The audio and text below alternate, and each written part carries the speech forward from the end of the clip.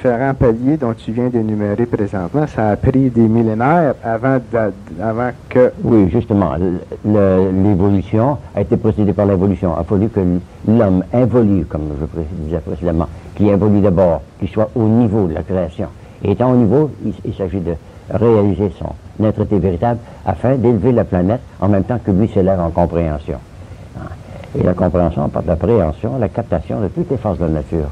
Bon, ces forces-là, il doit les manipuler pour des fins créatrices. Alors, si on établit, si on est d'accord avec toi, Alexandre, moi, personnellement, je suis d'accord avec ce que tu dis, que on est né justement pour créer, pour faire évoluer la planète Terre, pour l'élever à différents hauts niveaux vibratoires, je pense qu'on peut ajouter, pour qu'elle retrouve sa place où elle doit être dans les univers. Genre, devienne une unité, une entité. Hein? On parle du centre d'universalité, c'est pas sans raison qu'intuitivement ou même intentionnellement tu as choisi ce centre-là pour faire une unité de toute la versatilité. Pour l'univers, c'est faire un tout complet. Alors quand l'homme aura réalisé son unicité avec toute la création, là, il sera au niveau du Créateur. Mais il faut qu'il s'identifie lui-même avec son ancêtre, son ancien être, comme je disais tout à l'heure. Ce n'est pas simplement un jeu de mots, c'est exactement ce que c'est. Alors, quand l'homme aura atteint cet état-là d'unicité, d'universalité, là, il sera véritablement hominisé, totalement. Il sera exactement une réplique de son Créateur. Alors, ça rejoint ce que plusieurs initiés ont dit, que l'entité qui habite les corps physiques est partie de la lumière et doit infailliblement retourner à la lumière. La lumière, c'est le verbe. La lumière, comme tu l'expliquais si bien lors de notre dernier dialogue, que la lumière imprègne la matière et la matière accouche de la lumière. C'est exactement ça que cuisiner cette analogie-là était précieuse, était bien. C'est exactement ce qui se passe. La lumière imprègne la matière et la matière accouche de la lumière, accouche de son Créateur. Exactement. Alors, la lumière s'exprime par le verbe. Le verbe, c'est la lumière en action, en manifestation, et la création qui vient du verbe. Alors, établissant ça, Alexandre, partant de ce point-là, je pense que individuellement, si on regarde les milliards d'individus qui habitent la planète Terre, et puis qu'on va leur poser les questions ou qu'on aurait accès à savoir exactement ce qu'ils pensent, ils seraient tous d'accord à faire leur part pour faire évoluer la planète et pour aller vers où elle doit aller. Maintenant, comment ça se fait que tant d'individus qui, dans le fin fond, seraient d'accord, font des choses qui semblent faire le contraire, justement, de ce que c'est? C'est parce que l'homme se sert de son initiative. Il était doué de volonté libre.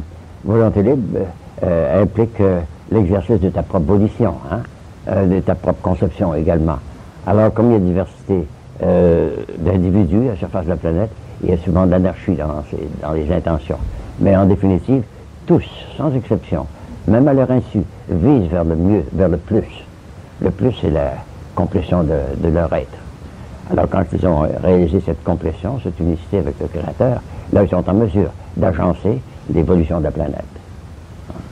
Alors, l'homme est véritablement le créateur des conditions qui prévalent à la surface de la Terre. Alors, ces conditions-là, dans certains cas, ont été néfastes, parce qu'il y a une diversité d'opinions, puis on a exercé un faux jugement dans bien des occasions. Maintenant, ésotériquement parlant, on dit qu'il n'y a pas de hasard.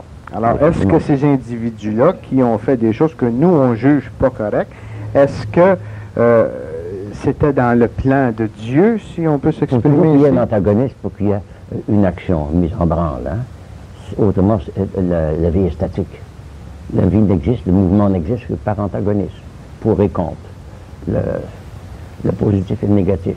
Et quand l'équilibre a été établi par la friction causée par les deux, friction c'est le mouvement, c'est la vibration, alors là, l'harmonie s'établit. Mais il faut qu'il y ait deux forces opposées, négatives, positives ou dynamiques et magnétiques. Alors, entre le dynamisme et le magnétisme, là, il se fait un point d'équilibre qui est le progrès, l'harmonie des deux, l'harmonie des contraires.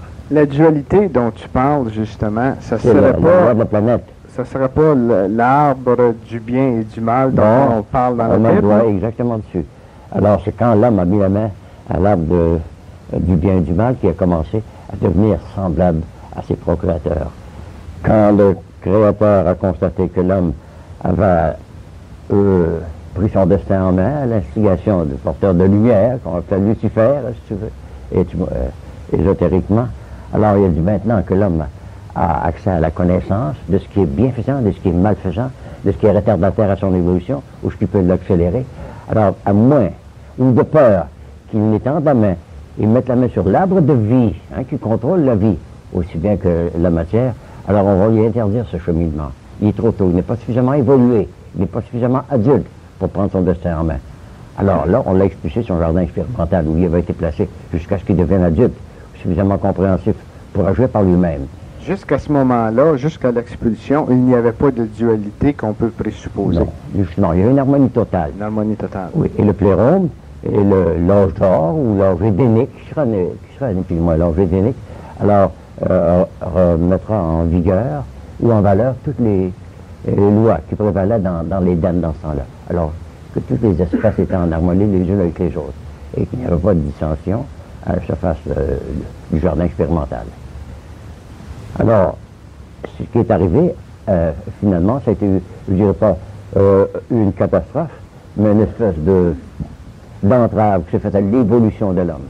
Alors, son évolution va être sans anicroche, mais l'évolution a trouvé un arrêt soudain. Quand l'homme a voulu anticiper, prendre son propre destin en main à l'instigation de cet être lumineux qui voulait l'inciter à se débrouiller par lui-même, au lieu d'exercer une obéissance passive, ce qu'il considérait comme un despote. Ah. Alors, on peut dire à ce moment-là, Alexandre, je pense que l'être est né pour créer. Définitivement. Et puis qu'il doit, tout en créant, vivre avec la dualité, le négatif et le positif. Il s'agit d'atteindre l'unité de la dualité, atteindre l'apex où tout est immobile. Il y a harmonie parfaite. Tant qu'il y aura de la dualité, il y aura de l'antagonisme. Mais c'est de l'antagonisme que naîtra la friction et le mouvement et la progression. L'antagonisme de deux forces contraires, mais qui doivent être équilibrées et harmonisées. Okay. Comment équilibre-t-on ces deux forces? Ben voici, on a constaté que partout où il y avait de l'harmonie sur les trois plans, physique, mental et spirituel, il y avait un état de béatitude qui s'emparait. Non seulement des individus qui participaient, qui contribuaient, mais aussi de toutes les races qui étaient en accord les unes avec les autres. Alors cet état désirable, cet état utopique, ce sera quand la race humaine se reconnaîtra comme faisant partie d'un tout, non pas comme différents individus doués de facultés en antagonisme. Alors quand la race humaine aura compris qu'elle doit agir comme une entité, comme une totalité, et non pas comme des individus disparates avec des évolutions contraires, alors là, l'harmonie existera sur la surface de la Terre, et la Terre progressera, deviendra, se transcendra justement, la fera véritablement partie du système solaire ou du royaume des cieux. Alors, présentement, elle se trouve dans un état d'anarchie avec tous les autres plans de conscience du système solaire. Oui, justement, c'est ce que j'étais pour dire. Si on regarde présentement ce qui se passe sur la planète Terre, on ne peut pas voir à premier abord qu'il y a une amélioration, qu'il y a une tendance à aller vers cette harmonie, car si on regarde les journaux, certains noyaux, certains endroits, il y a des mouvements qui se font depuis plusieurs siècles, même depuis plusieurs millénaires. Mais sans avoir échoué, ils ont retardé l'évolution de la planète. Parce qu'il y avait toujours cet antagonisme, la force adverse. On n'a pas la force luciférienne, la force géovistique, mais ces deux êtres-là, que l'on symbolise par les forces actives et passives, dynamiques et magnétiques, doivent s'harmoniser complètement, afin de dire on travaille tous les deux en unisson pour créer l'harmonie. Alors l'harmonie des contraires, c'est le progrès continuel. Aussi bien pour la planète qui est un être. La planète est véritablement un être, un grand être. C'est un plan de conscience auquel nous devons tous participer et dont nous faisons tous partie. Alors la planète est véritablement un être. Alors un régent planétaire, comme tous. Et il n'attend seulement que tous les individus à la surface de cette planète, qu'on appelle souvent le dépotoir du système solaire, puissent s'harmoniser afin de progresser à la même rapidité que les autres l'ont fait. Alors, la Terre, c'est le point équidistant entre Vénus et Mars, disons. Alors, là, on a encore des influences qui viennent des deux côtés. Mars, c'est, je dirais pas quelque chose d'antagonistique, mais c'est quelque chose qui crée un peu de friction. Alors que Vénus, ou l'influence vénusienne, vise à établir l'harmonie. Mais il faut qu'il y ait cette agressivité de Mars, cette initiative produite par les forces martiennes et la festivité créée par les forces vénusiennes. Et quand les deux seront bien harmonisés, alors là, ce sera l'harmonie totale. Et la planète deviendra un soleil, parce qu'elle sera radieuse, radiante alors. Alors que d'un moment, elle ne fait que planer entre deux forces contraires, Vénus et Mars. Quoi? L'initiative et la tolérance.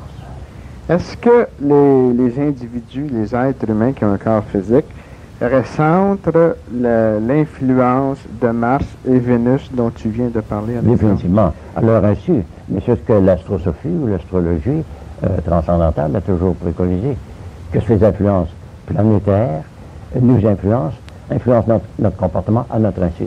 Et notre comportement, notre cheminement à travers la vie est conditionné, je répète toujours à notre insu, par ces deux influences-là qui sont proximes. Mars d'un côté, l'agressivité, l'initiative, et Vénus d'un autre côté, la passivité et l'harmonie. Alors nous sommes entre ces deux forces-là, antagonistiques, mais pas contraires. Alors si ces forces influencent l'individu à son insu, oui. Lorsque on voit des individus qui font des choses un peu bizarres, on ne peut pas les blâmer à ce moment-là. Non, ils sont télévisés, marionnettés, pour employer ton expression, c'est exactement ça. Alors, ça arrive. Mais seulement, ce qu'il leur faut, c'est une rééducation vers les véritables valeurs. Hein. Et ils sont plus familiers avec les forces inconscientes que les forces dont ils ont contrôle, les autres. On voyait dernièrement un exemple d'un individu retombé à l'état d'anthropophagisme. On a vu ça dans les journaux. Un homme, je pense que c'est arrivé aux États-Unis il n'y a pas très longtemps, qui pratiquait l'anthropophagisme. Qu'est-ce que c'est que l'anthropophagiste? Manger son semblable. Ah bon? Manger son semblable. Les cannibales, c'est, oui, manger son semblable. Ouais. Nous autres, on est théophages, on mange notre Dieu. Oui, ouais, la théophagie, l'anthropophagie, c'est du cannibalisme, puis moi. Ou dernièrement, dans un journal, on voyait ça, une photographie. Je ne sais pas quel était le nom du journal, peut-être un Hello Police, une feuille de chou, quelque chose comme ça. Il donnait l'illustration d'un bonhomme, un obèse, qui s'était nourri d'un petit bambin qui avait dépecé, puis qui mettait à de la serre pour faire sa réserve de viande. Ouais. Il y en a encore à la surface de la Terre, dans les îles de Daïman, il paraît qu'il y a encore de l'anthropophagie ou du cannibalisme. Bon, alors, comment rendre compte de ces deux états d'esprit-là différents, alors qu'il y a des hommes qui sont totalement altruistiques et d'autres se nourrissent de leurs semblables ou dépend tout ça. Pas rien que sur le plan purement physique, mais sur tous les plans, se nourrissent, prennent avantage de ses faiblesses. C'est ça. Est-ce que ce ne serait pas une des raisons que le Nazaréen avait lorsqu'il parlait qu'on n'avait pas le droit de juger son prochain? Non, parce que notre prochain agit souvent à son insu, parce que c'est parce qu'il le contrôle, donc il n'a pas su se soustraire. Tu sais. Il devient victime de ce qui s'empare de lui. Parce qu'on croit être individualisé totalement, on a une volonté libre jusqu'à un certain point, en dedans d'un cercle très restreint. Alors que notre volonté est souvent collective. On agit selon nos semblables ou notre environnement immédiat. C'est la coutume.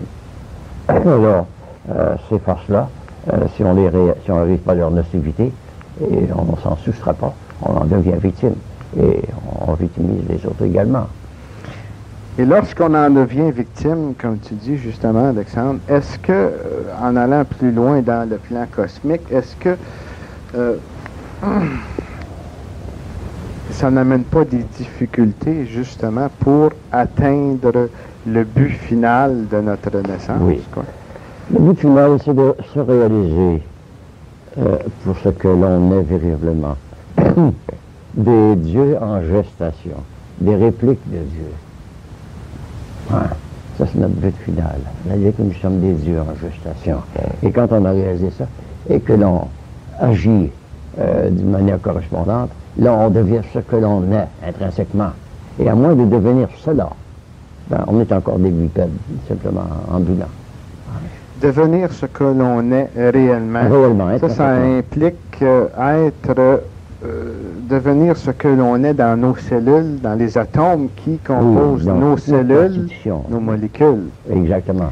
Alors, comment arrive-t-on ou comment peut-on... C'est l'ouverture. Il s'agit de faire l'ouverture de tous nos sens, n'est-ce pas? Dans le moment, on agit par le cerveau.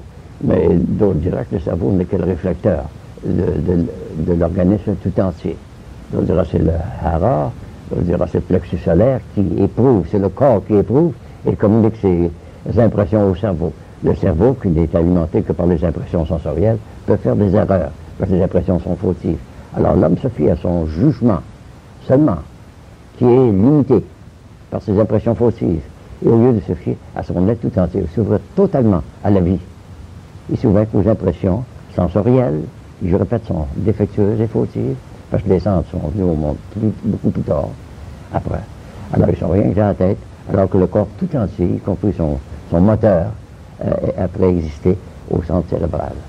Ouais. Alors le centre affectif, le centre vital, qui est le plexus solaire, qui n'est plus ou moins un convertisseur d'énergie solaire en énergie humaine, ne fait que reproduire, retransmettre au cerveau les impressions qu'il subit. Mais si on se fie sur les impressions sensorielles seulement, bon, on pourra faire erreur comme ça se commet à travers la surface du globe, collectivement aussi bien qu'individuellement. Alors se fier à notre organisme tout entier, vivre totalement sur tous les plans, afin que notre cerveau ne reçoive que des impressions bienfaisantes, salutaires et harmonieuses. Ce que certains appellent la voix intérieure. La voix intérieure, oui, le terme est exact. La voix intérieure, c'est la voix de l'organisme tout entier. Ouais. Parce que le cérébrum, le cerveau, proprement dit, n'est qu'un miroir qui réfléchit les impressions qui viennent d'en dehors. À moins que l'on réalise ça, ben on se fie simplement à notre cogitation qui est très défectueuse. Ouais. Puis en disparité avec celle des autres aussi, c'est ce qui crée l'anarchie dans le comportement des espèces, des nations, aussi bien que des individus. Alors pour établir l'harmonie, c'est ça, réaliser que nous sommes un, individuellement, aussi bien que collectivement. Et quand on a réalisé ça, on atteint cet état béatique où l'harmonie prévaut à travers toute la surface de la planète. Est-ce que c'est ce que Jésus voulait dire, le Nazaréen, lorsqu'il disait qu'on se rejoignait tous à quelque part? Oui. Ça, c'est sur le plan intérieur, c'est sur le plan qu'on pourrait appeler le plan christique. Hein? Bon, l'être de lumière, l'être solaire qui réside en nous, hein, a de la misère, présentement, à se manifester dans la sphère cérébrale. Hein? Et c'est capital, c'est-à-dire que ça vient de la tête. Mais seulement, la tête n'est mal aménagée à cause des impressions sensorielles. Hein? Alors, se fier à tout notre organisme, à tout notre être pour se comporter, c'est beaucoup plus profitable que de dire je me fie rien que sur ma petite cogitation, mes petites pensées puériles. Ouais. Puis souvent on en achète celle des autres. Alors l'harmonie à travers la planète et le destin de l'être humain comme collectivité consiste à être en harmonie avec lui-même d'abord, avec soi-même, et ensuite ça, il le sera forcément avec tous ses congénères, la planète tout entière. Là, l'homme deviendra vraiment unifié et il sera le régent de la Terre. Et il pourra la faire progresser tel qu'était l'intention du Créateur quand il a créé l'homme. Il l'a mis pour qu'il domine la Terre. Ouais. Est-ce que tu es d'accord, Alexandre, avec plusieurs initiés qui prétendent que le plus grand frein à l'évolution, à cette unification, pour employer ton terme, est l'orgueil ainsi que ses différentes facettes? L'orgueil, c'est un péché capital, un péché de la tête, n'est-ce pas? Ah. Bon, alors on les appelle capital, capitisme. Bon. Alors l'orgueil et l'envie, etc., sont des péchés de la tête. Hein. Alors c'est une confirmation de ce que je préconise. Là. Et si ça vient simplement de la tête, alors c'est un péché capital. C'est une erreur capitale. Ouais. Une erreur de la tête, ou du cerveau, ou de la cogitation. C'est penser tout simplement d'après les impressions que l'on a reçues. Les impressions sensorielles, qui, je me répète, sont fautives, défectueuses, puis incomplètes. Alors, l'orgueil, Jésus, ça consiste à s'élever, vouloir s'élever au-dessus de son prochain, n'est-ce pas? Hein? Avoir une estime exagérée de soi-même, hein? Au détriment souvent des autres. Alors l'orgueil, oui, c'est le péché, le premier de tous les péchés de la tête, tous les péchés capitaux. Ouais. Ouais. Bien tous les autres dans leur suite. Hein? Bien, ouais. Qui sont tous reliés à l'orgueil. Ils sont tous des facettes. À l'orgueil, oui. C'est la mégalomanie, la manie des grandeurs. Hein? Ouais. Le désir de s'élever au-dessus d'autrui. Ouais. C'est pas toujours Mais comment expliquer justement, Alexandre, qu'on est né pour faire un boulot sur la Terre, et puis que moi, du moins, je pense que tout le monde, dans le fin fond, veulent faire quelque chose, voudraient aller. D'ailleurs, la majorité des gens connaissent inconsciemment et instinctivement, dans le fin fond d'eux-mêmes, une force qui peut leur permettre de faire beaucoup plus de choses qu'ils accomplissent présentement sur Terre. Et il y en a que ça se passe comme ça toute leur vie. Mais c'est l'entourage qui se manifeste dans notre comportement, dans notre cheminement. Justement, puis qui savent qu'il y a cette barrière qui est l'orgueil, sans nécessairement être capable de mettre le doigt dessus, être capable de la, disons, de la trouver, localiser, ainsi de suite, mais qu'ils restent et entretiennent ces freins qui retardent leur évolution individuelle et qui le ressentent instinctivement et inconsciemment. Mais il y a ceci, Jacques, souvent, l'évolution, le progrès de l'un est au détriment de l'autre. Et on a tendance à croire que nous sommes supérieurs ou plus méritoires que notre voisin, disons. Alors, on désire simplement sacrifier, on se voue au sacrifice d'autrui pour améliorer notre état. Justement, l'être à vouloir se sentir supérieur. Mais d'abord, c'est cet instinct de supériorité inhérente que l'homme, dont l'homme est toujours conscient. Il sent qu'il est un être supérieur. Alors, il faut qu'il fabrique des raisons avant d'avoir trouvé la véritable raison de sa supériorité. La véritable raison, c'est son ancestralité. Hein? Bon.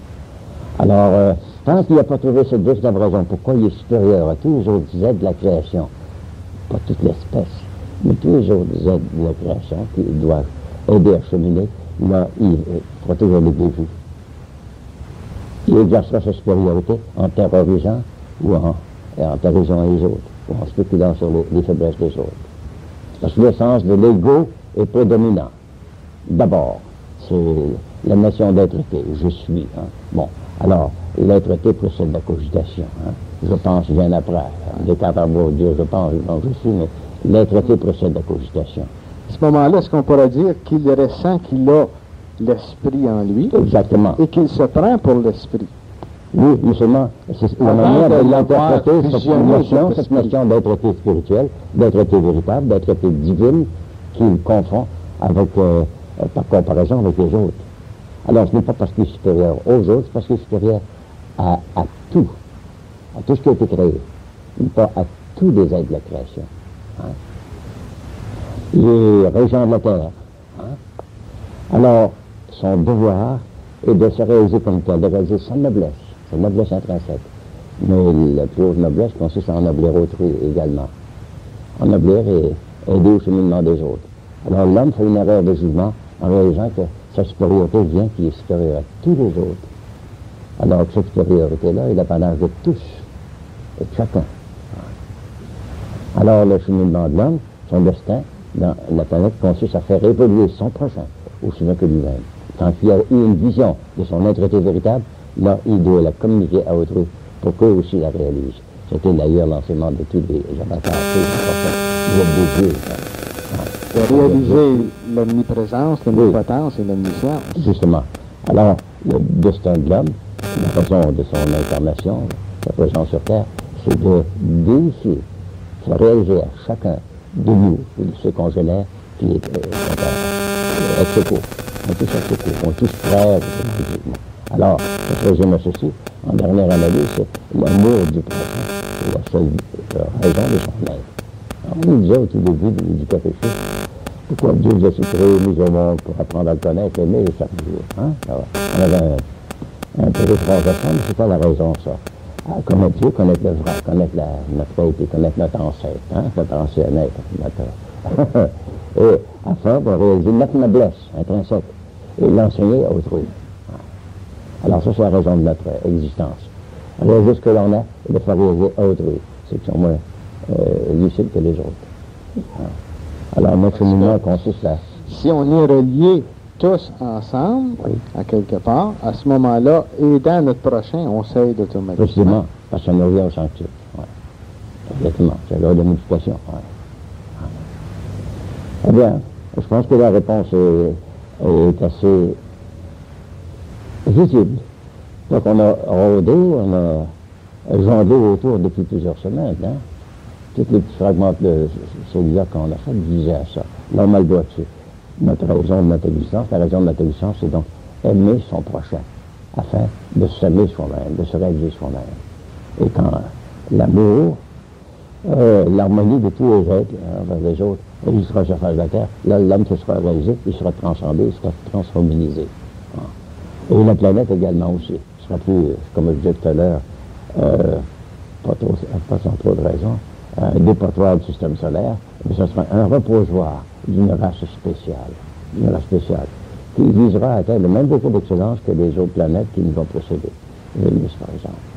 Alors, quand l'esprit vénusien prévaudra sur la face de la Terre, là, la Terre sera vraiment digne de la raison pour laquelle elle a été hominisée. Parce qu'on sera mis l'homme sur la Terre, c'est précisément pour ça, pour lui donner une chance de s'élever au même niveau que les autres. Celle qui atteint tout le degré d'excellence, c'est définitivement Vénus. Mais alors, heureusement, on l'a de notre côté. Une planète bien, Oui. bien aimée des alchimistes. Ah, ben oui, Vénus. Oui. Oui. Ah ben. Ah ben, c'est ceci. Pour simplifier la réponse, on a été créé pour apprendre à connaître notre ancêtre, hein, notre être ancien, notre progéniteur. Et réaliser que l'on est une souche, qu'on est de sa souche, hein, et agir d'une manière correspondante, comme lui agira, comme lui a toujours agi vis-à-vis de tous les êtres qu'il a créés. Et comme notre destin nous a été mis en main, et on était en une volonté libre, il nous laisse à même de se débrouiller par nous-mêmes, en éveillant nos facultés supérieures pour les mettre en opération dans notre cheminement. Alors la planète progresse à proportion que l'homme progresse vers la compréhension du grand tout. Et la planète évolue. Son évolution est cessée. Il s'agit de la faire évoluer maintenant.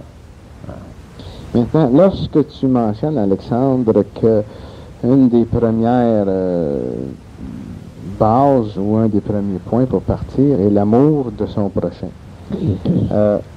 C'est l'amour de soi sur un plan supérieur. Automatiquement, si on est tous reliés Oui. à quelque part.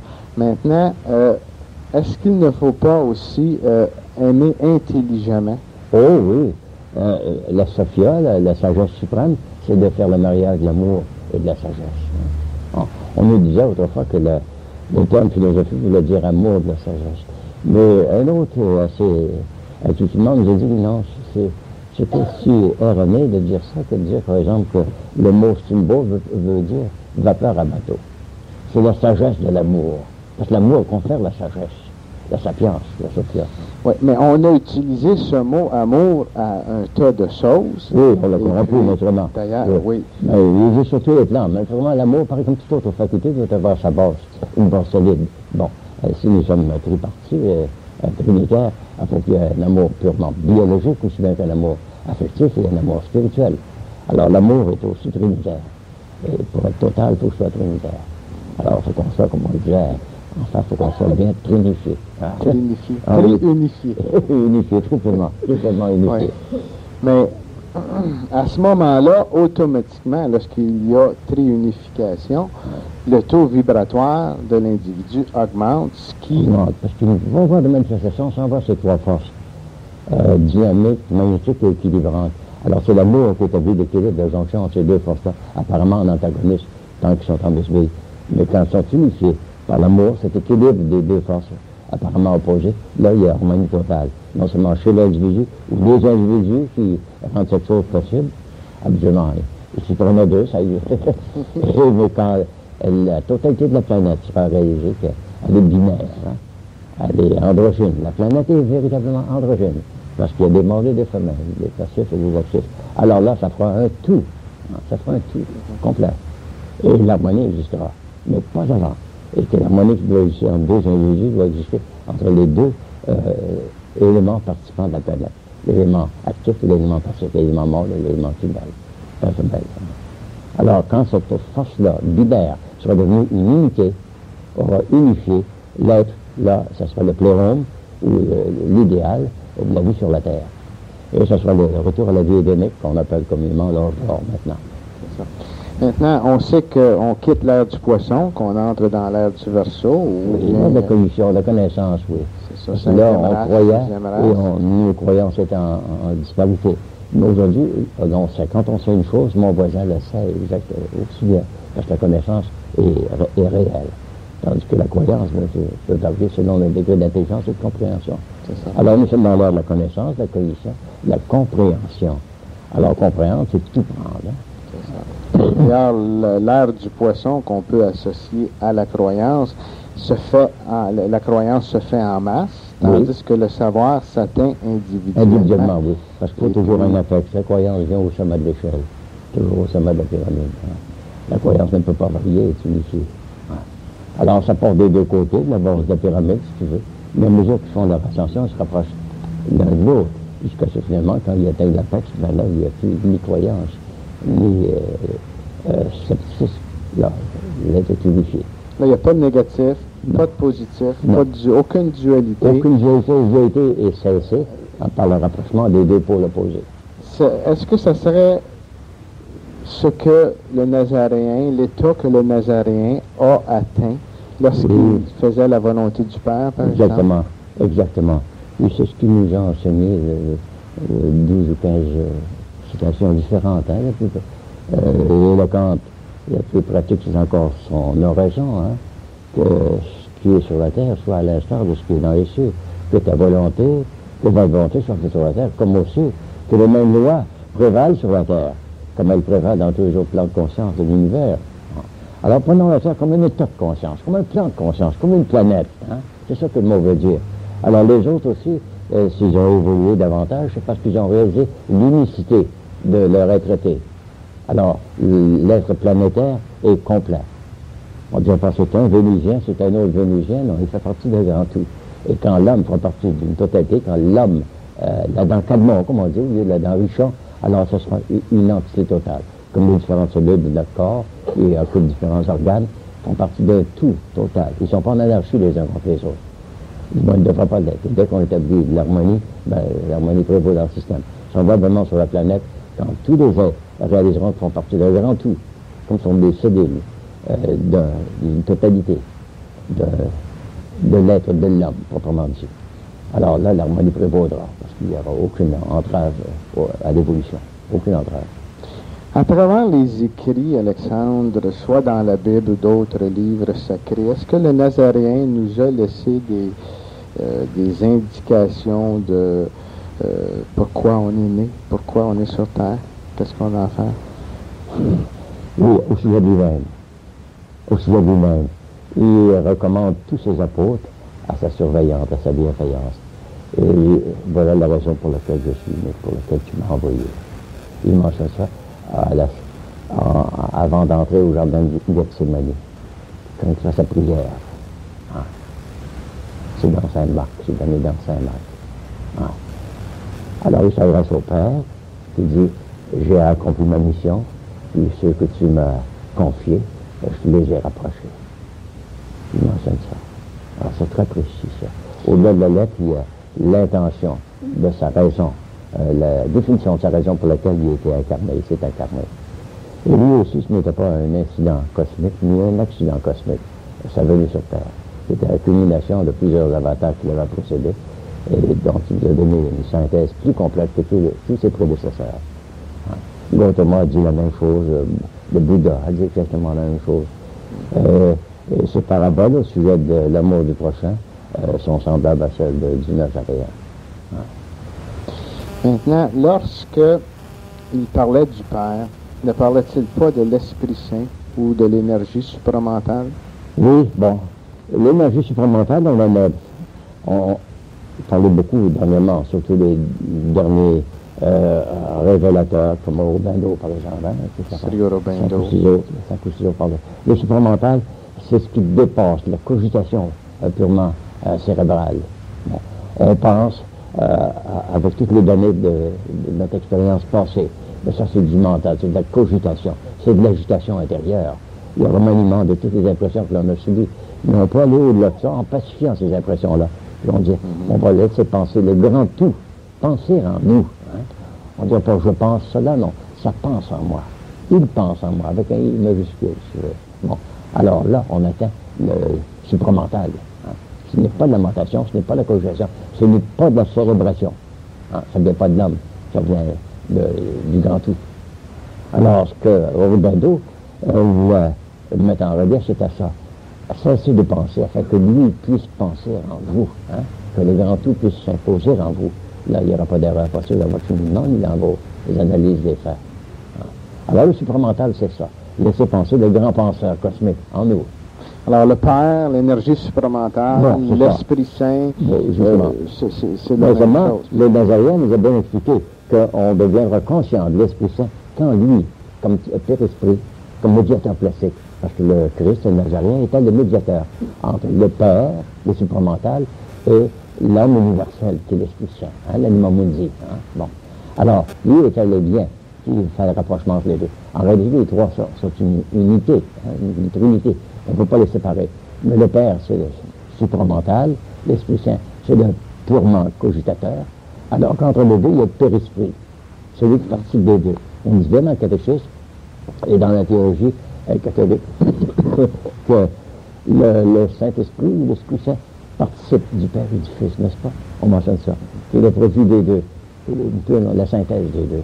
Alors l'homme universel, l'anima mundi, l'homme du monde, c'est simplement une relation des trois pour former une unité, une trinité dont nous devons nous inspirer pour se compléter. Est-ce qu'on pourrait faire une relation avec l'énergie, l'intelligence, l'énergie de l'amour ou la loi de l'attraction dont le Nazaréen a représenté, l'intelligence dont représenterait Saint-Germain, et puis la volonté dont représenterait le Melchisédek?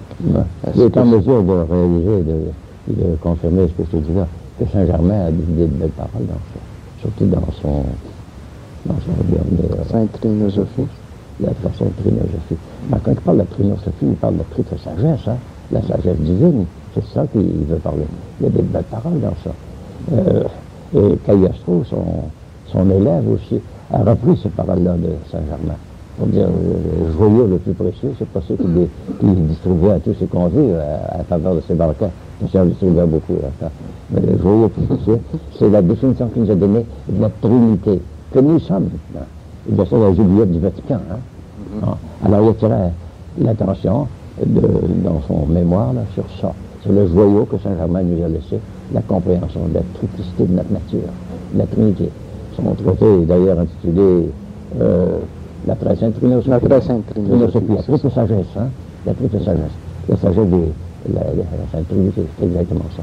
Alors, cet enseignement-là, c'est un évangile complet, c'est un apocalypse, hein? C'est une révélation. Alors, Saint-Germain, tu as raison de le mettre en relief. Ah oui, je l'aime bien. Tu vois aussi d'ailleurs. Ah oui. Chacun dans son temps. Hein? Dernièrement, j'ai rencontré quelqu'un qui m'en parlait. Il parlait de cette silicopée. Il faisait beaucoup de silicopée. Tu sais, on a chez nous, on a de la chrysopée, fabrication de l'or, c'est-à-dire de l'or, c'est-à-dire accélérer le mode vibratoire de tous les métaux, le rendre au niveau de l'or,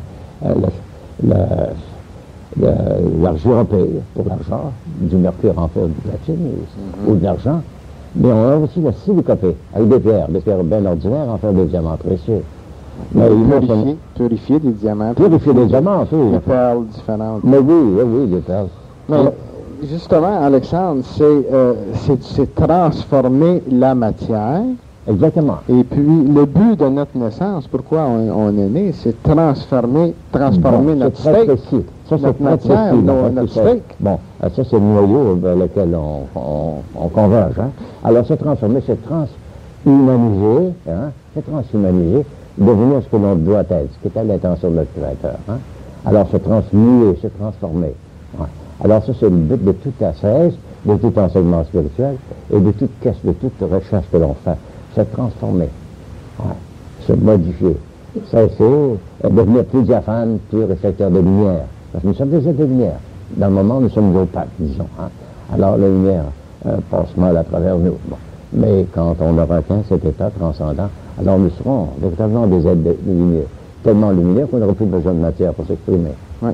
D'ailleurs, c'est ce que le Nazaréen, pour revenir encore à lui, disait je pense que c'est ce qu'il voulait dire, lorsqu'il disait que tout ce qu'il faisait tout le monde pouvait le faire. Exactement. Et on le ferait tous, et même mieux. Il y a même plus. D'ailleurs, ça s'est représenté, ça s'est vu. Saint-Pierre, par exemple, on disait que l'ombre de Saint-Pierre, même, non seulement sans attouchement, sans manipulation, sans application manuelle, comme on faisait dans le temps, et il le saignait, il pouvait guérir, simplement par son intention à distance. C'est un fait, ça. Alors l'homme devient un être radiant, un être de lumière, calculé. Oui, le cas de Saint-Pierre, ça, il y en a eu 2 cas comme ça. Alors que, dans les cas, les autres disaient, on ne peut pas faire les merveilles que vous opérez. Et je leur disais, c'est parce qu'il vous manque simplement cette croyance indispensable que vous êtes des dieux, ni plus moins des répliques de votre Créateur. Hein. En potentiel. En potentiel, en puissance. C'est là. Et puis Jésus mentionne même aux pharisiens, ce qu'il n'est pas dit dans Isaïe, dit, vous êtes des dieux. Si par conséquent, on ne peut pas contredire les prophètes. Et moi, comme ça, que dire, je suis simplement fils de Dieu. Alors pourquoi me lapidez-vous, cherchez-vous à me lapider? Vous êtes des dieux, dit ça, c'est la réalité de notre être. Nous sommes des dieux, des répliques de Dieu. Alors Dieu s'est multiplié dans l'homme. Afin de créer. Afin de créer, oui. Il utilise un véhicule physique. L'énergie divine utilise un véhicule physique afin d'améliorer le taux vibratoire de la planète Terre. Quand je dis améliorer, je veux dire hausser. Rehausser. Et pour mettre le doigt sur ça, sur la question, donc, alors pourquoi avons-nous été créés? C'est pour devenir créateurs nous-mêmes. Pour créer. Nous avons été créés pour créer. Hein? Poursuivre le travail qu'il y a à faire. Je pense que c'est assez précis, ça. Alors la réponse est succincte, elle est précise. Nous avons été créés pour créer. Hein? À la limite de nos capacités. Alors plus on devient conscient de notre héritage ancestral, de notre hérédité véritable, là plus on est puissant, plus on a le potentiel de création, sur tous les plans. Le plan physique, le plan spirituel, le plan matériel, tous les plans. On doit créer. L'homme est créateur par nature. Il doit le réaliser et le devenir et exercer son pouvoir de création. En haussant le taux vibratoire individuellement, parce que ça se fait individuellement, je pense, ça se fait pas en masse. Ça peut partir en masse, mais c'est le principe que quand la matière regarde la lumière regarde la matière. Et finalement, elle accouche la lumière. C'est ça. Alors, ils se rencontrent les deux, au milieu probablement, disons. Là, nous avons un miroir, une image miroitée de Dieu. Mais cette image a de la puissance, hein.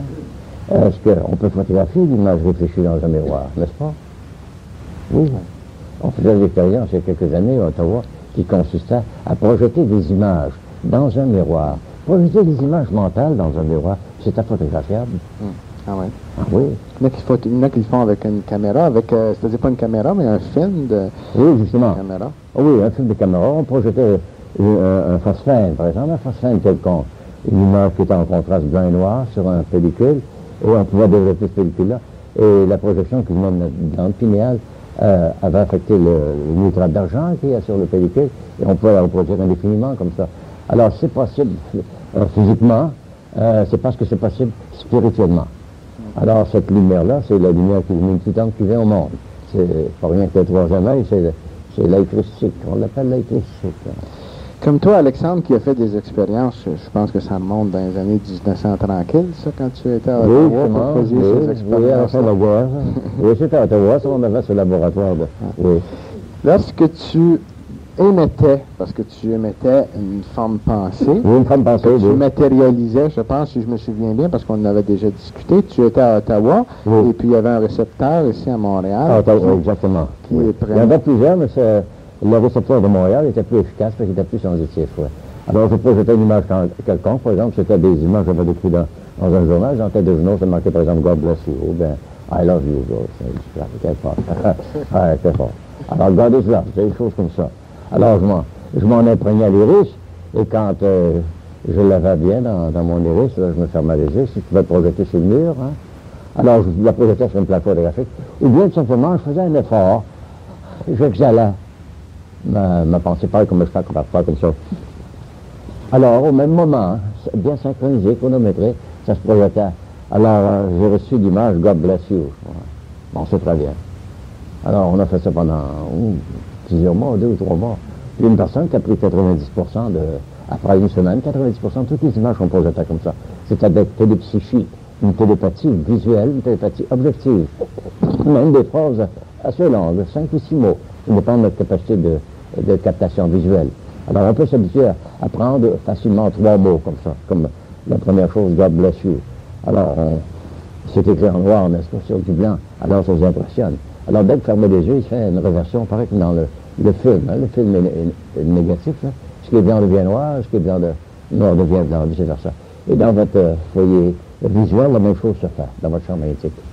Et là, vous l'exhalez par le geste de... Comment on fait comme ça? Alors, au même moment, puis une minute après, je me l'appel téléphonique, j'ai fait envoyer God bless you. Très bien, good girl. Good girl. Ouais. Est-ce que ça, Alexandre, ne serait pas justement la preuve de l'omniprésence, ainsi que de l'omnipotence? Oui, l'omnipotence, il n'y a pas d'erreur. Il s'agit de la mettre en épreuve. Mais l'omniprésence, ça se manifeste. La pensée dépasse la vitesse de la lumière. Hein? Bon, c'est entendu. Elle est omnilatente, omniprésente. C'est pas un mouvement vibratoire détectable sur des ondes hertziennes, etc. Mais plus elle est subtile, plus elle est puissante. Alors la pensée est très subtile, donc très puissante. Alors elle est omnipotente.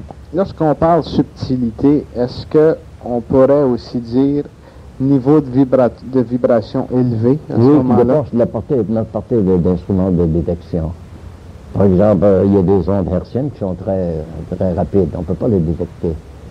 Aujourd'hui, on commence à avoir des pellicules qui saisissent des ondes comme ça, des ondes visuelles que normalement on ne peut pas détecter. Les films infrarouges et ultraviolets commencent à détecter des ondes mentales. Des ondes mentales. Des fois, c'est rien que des vibrations, mais ça affecte la pellicule. Alors, on commence à pouvoir détecter ces ondes-là, puis les harnacher, les maîtriser, puis les employer aussi. On va les employer. Alors, dans le domaine de la thérapeutique, de la psychothérapeutique, par exemple, on émet des formes pensées comme ça. Et ils sont perçus. Ils ont un effet immédiat. Hein. En télépsychie, en télépathie, il y a des découvertes qui se font présentement en Russie, et on fait de la guérison à distance comme ça. En Russie, on ne s'attendra pas à ça, mais c'est un fait. Ouais. Et à John Hopkins, on commence à travailler dans ce domaine-là aussi. Du parapsychologie, du paramental. Ouais. Alors, au-delà de la mentation, il y a toujours la cogitation supérieure, le supramental, comme dirait Rachel ou bien d'autres. Ça, c'est un fait. On commence à y avoir accès. Et il n'y a pas de limite à ce qu'on va découvrir dans ce domaine-là. Justement, depuis quelques années, d'ailleurs, toi, tu es bien placé, je pense, pour voir la situation, que ça fait déjà quelques années que tu œuvres pratiquement, le travail de laboratoire, ça part de 59, mais j'ai commencé ça en 26, à travailler dans ce domaine-là. Hein.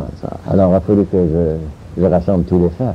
Mais c'était à la fin de la guerre, en 46, que j'ai commencé à voir des faits, à dire, je viens de manipuler des faits maintenant. Et en 59, j'ai vu, je ne dirais pas ce miracle, mais cette chose étonnante, la transmutation. Hein. Bon, alors, ça, c'est mental d'abord, ça, c'est psychique. Hein. C'est pas rien que la manipulation matérielle au creuset. Bon, alors, j'ai eu la preuve définitive de cette possibilité-là, que la matière, ou que l'esprit agence la matière, comme on dit. L'esprit agence la matière. Mais cet esprit, il faut qu'il soit bien dirigé, avec beaucoup d'énergie et avec beaucoup de conviction. Alors, l'esprit est l'instrument de l'homme, la méthode de l'esprit, le zéro de la cogitation, proprement dit. Hein. Est esprit d'abord. Oui, d'ailleurs, la matière, c'est de l'esprit coagulé. L'esprit coagulé, justement. Et on peut la dissoudre, puis une des formules qu'on apprend en alchimie, c'est solver, dissoudre la matière et coaguler l'esprit. C'est exactement ce que l'on fait. D'abord, ça a l'air absurde, cette formule-là. La matière, la réduire à rien. Ça nous l'a prouvé mathématiquement. Mais aujourd'hui, on prouve de plus en plus. On peut dissoudre la matière, la rendre nébuleuse, tellement subtile qu'elle n'a plus d'existence, et puis la recoaguler de nouveau. C'est un peu le principe de réincarnation, Alexandre. Possiblement, oui. Ah oui, on en parlait ça. J'avais préparé quelque chose depuis longtemps, d'ailleurs, sur la réincarnation. J'ai une trentaine de pages écrites à ce sujet-là. Même, je vais commencer à en polycopier. J'aimerais le distribuer à tout le monde aussi.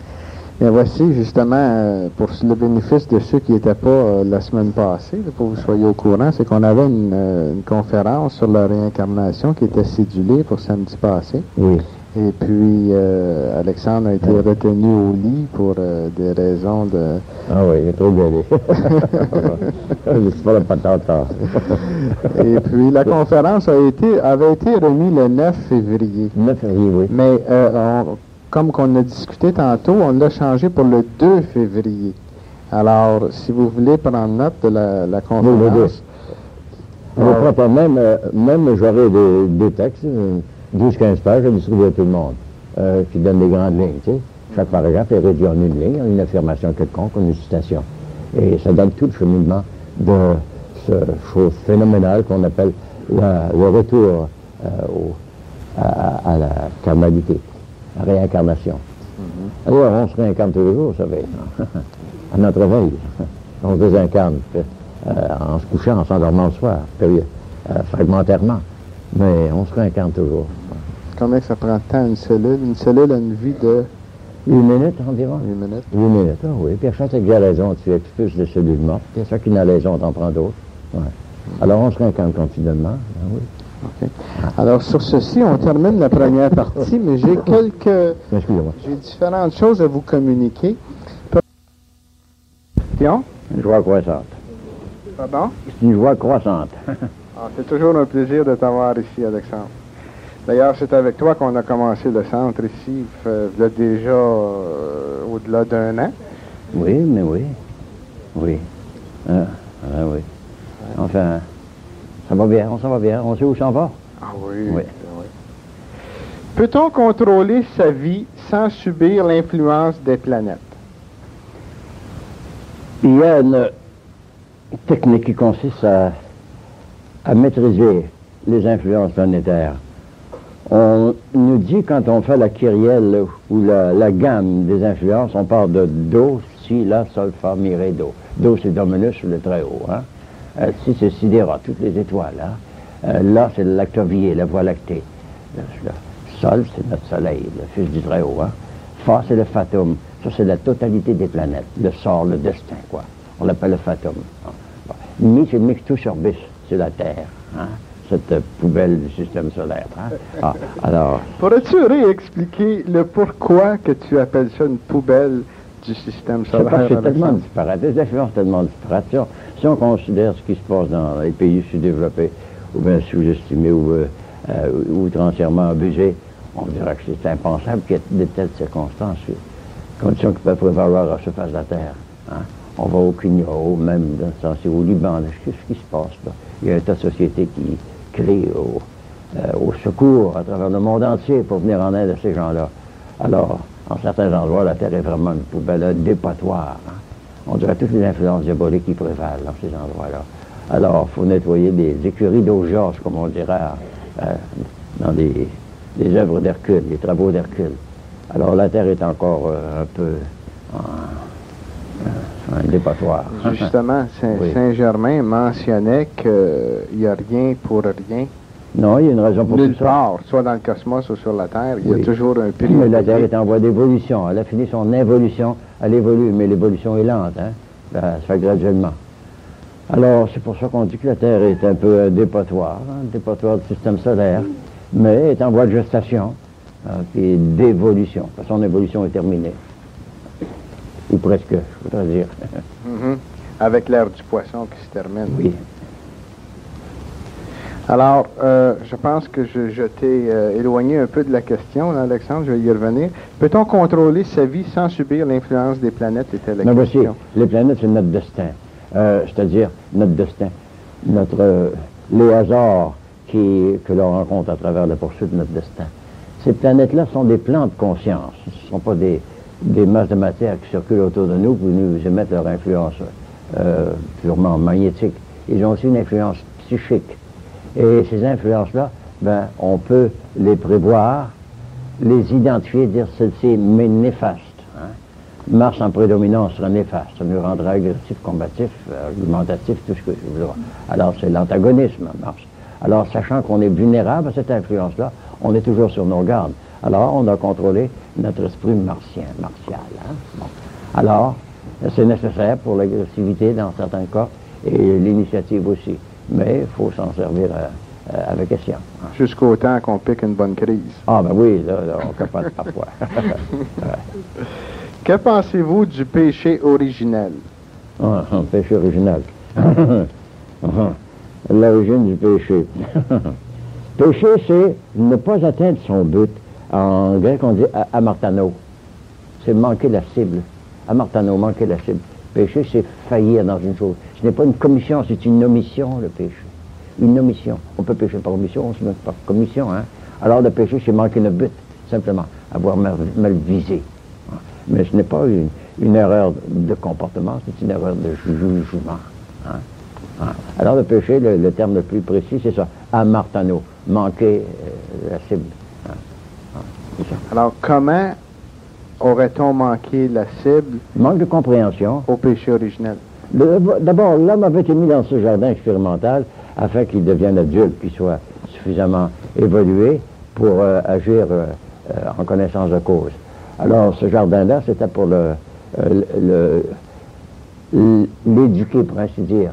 Alors, il s'est servi de ses prérogatives, autrement dit, goûter à l'arbre de la connaissance avant d'être adulte. Il n'avait pas encore atteint l'état d'adolescence, alors il a voulu se prévaloir d'une connaissance dont il avait vu l'exemple dans la faune environnante.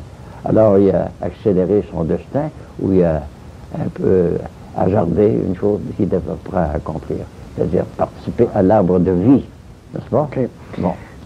Disons que tout le monde blâme l'homme pour avoir fait ce choix. Oui, mais il y avait deux antagonistes que l'on a symbolisés par Jéhovah, Yahvé, et Lucifer, le porteur de lumière. Alors j'étais en antagoniste ces deux-là, mais je n'étais pas adversaire tout de même. Alors l'un voulait lui donner libre arbitre, le laisser débrouiller par ses moyens de bord. L'autre disait non, il faut qu'il soit docile, qu'il suive mes conseils et qu'il écoute mes interdictions. L'interdiction, c'était de ne pas avoir accès à l'arbre de vie avant que je sois suffisamment adulte pour pouvoir le contrôler. Alors l'homme a péché par simplement manque de compréhension. Il a anticipé un état adulte alors qu'il ne l'était pas, qu'il était encore préadolescent. Alors, naturellement, il a brûlé ses fuses, comme on dit. Pas vulgairement. Il a brûlé ses fuses. Et ça a brûlé son arbre de vie, son propre arbre de vie. Alors, au lieu d'avoir un unique système nerveux qui le mettait en contact avec toute la nature, il a aujourd'hui développé deux systèmes nerveux. Il a brûlé son arbre de vie à partir du coccyx jusqu'au sternum ici. Alors, ça, c'était sa blessure. Alors, tout cet arbre de vie qui est brisé ici à partir du sternum, les vertèbres abdominales n'existent plus. Ils commencent seulement ici pour aller jusqu'à la gorge, puis ils arrêtent au coccyx. Alors, c'est ça qui a été son péché, d'avoir voulu se prévaloir d'une force qui était juste à l'état de soupçon. OK. Si on regarde ésotériquement cette situation-là, Alexandre, et puis en ésotérisme, on dit toujours qu'il n'y a pas de hasard, que tout est orchestré à perfection. Oui. Ainsi de suite, par rapport, disons, à l'intemporalité. À quoi attribuer le fait qu'il ait fait un choix à ce moment-là? Est-ce que c'est possible? L'influence de cet être luciférique, de cet être porteur de lumière, puis c'était de la lumière spirituelle aussi, hein? Parce que c'était un ange alors que l'autre était un archange. Mais l'un voulait avoir accès à cette nouvelle espèce, cette espèce nouvellement créée pour en avoir la maîtrise. Alors que Jéhovah voulait simplement le guider pendant une période indéfinie, tant qu'il n'aurait pas atteint l'état d'adulte. Bon, alors, il s'est prévalu de ce privilège de libre arbitre. Non, je vais me débrouiller par mes propres moyens, les moyens de bord. Alors, il a fait un acte de témérité et il a eu accès à l'arbre de vie avec les conséquences qui a brisé son organisme. Son organisme était complet. Il y avait l'omniprésence et l'omnipotence dans le temps. Mais le fait qu'il est devenu, pas nécessairement impotable, mais un peu paralysé. Alors, comme je vous disais tout à l'heure, il a brisé l'unicité qu'il y avait dans son organisme. Au lieu d'avoir un seul système nerveux, il y a maintenant le cérébrospinal et le grand sympathique. Et les deux sont dissociés. Alors là, il doit rebâtir cette vertèbre, ces vertèbres abdominales qui sont brisées jusqu'ici. au sternum. Alors, quand il sera complet, il y aura des vertèbres abdominales qui partiront du coccyx, qui remonteront jusqu'au sternum ici. Là, il sera complet. Là, il sera véritablement transmué. L'homme sera complet. Alors là, comme qu'il était à ce moment-là. Comme qu'il était. On dirait que l'homme est parti d'un point, disons qu'on oui, part disons d'ici, point, oui, oui. Et puis qu'il fait un cercle de 360 degrés en passant par tous les côtés de la dualité pour en arriver à revenir. L'Ouroboros en alchimie, hein? L'Ouroboros, c'est le serpent qui se mord la queue, hein, Codan, ça. Ouais. Bon. Alors, l'homme était complet, ayant un unique système nerveux qui le mettait en contact avec toute la nature. Il avait empire sur toutes les forces de la nature. Et le fait d'avoir participé aux forces inférieures, aux espèces inférieures, aux espèces animales ou ruminales ou simplement des quadrupèdes, alors il a brisé ce système nerveux qui était complet. Et il doit le rebâtir lentement. Quelques-uns l'ont fait dans le passé, ça fait nos grands avatars. Et aujourd'hui, ben, il doit reconstruire son organisme par une transsubstantiation et par une mutation pour qu'il devienne complet androgyne, c'est-à-dire possédant les deux espèces de force unique dans un même organisme. D'un moment, il doit faire par participation avec une compagne. Alors qu'auparavant, il... Pour compléter, pour compléter, pour se compléter. Alors, puis dans des conditions favorables, c'est pas n'importe quel jeu d'hasard. Alors, dans des conditions favorables, il peut reconstruire son organisme, puis le restituer à l'état original, pour qu'il soit complet, complété. Alors, il faut son complément, hein, sa complémentarité. Là, il deviendra véritablement l'androgyne d'autrefois. Hein. Où est localisé l'esprit de l'homme dans son corps et quel chakra est le plus relié à l'esprit? Il y en a qui l'appellent le plexus solaire, parce que sa fonction est de convertir l'énergie solaire en énergie humaine. Maintenant, il y a 7 plans de conscience, il y a 7 paliers de vibration, et dans l'organisme, dans l'arbre de vie, on a 7 glandes endocrines, hein, qu'on appelle habituellement les chakras. Le plus important, c'est certainement le chakra cardiaque qui est relié au chakra abdominal, c'est-à-dire le plexus solaire. C'est lui qui est le plus important. Il projette ses impressions au chakra coronal et au chakra acoustique ici, à la glande pinéale.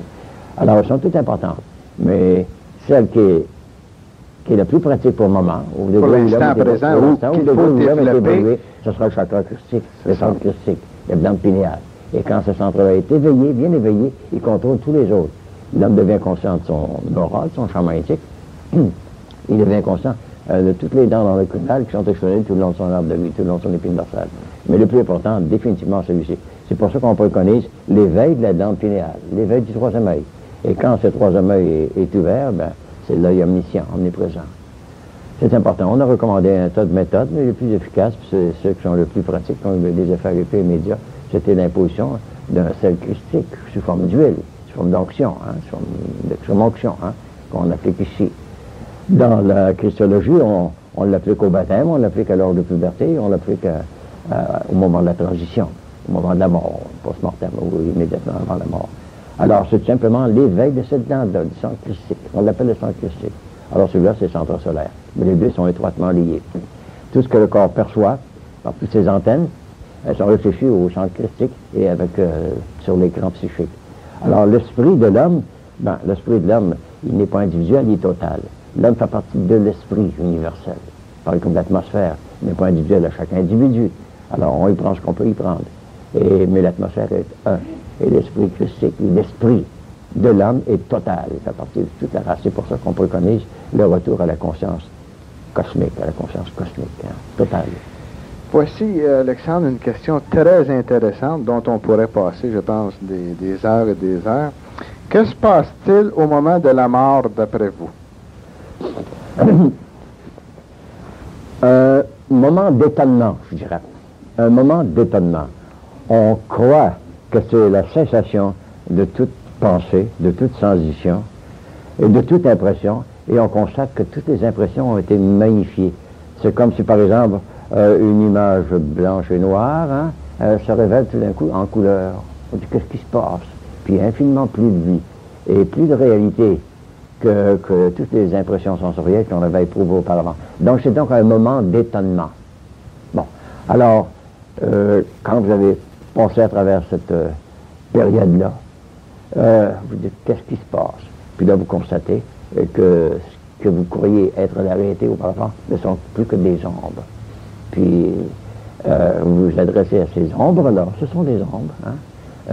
Ils n'ont pas plus de réaction que si vous parliez à des entités projetées sur un écran.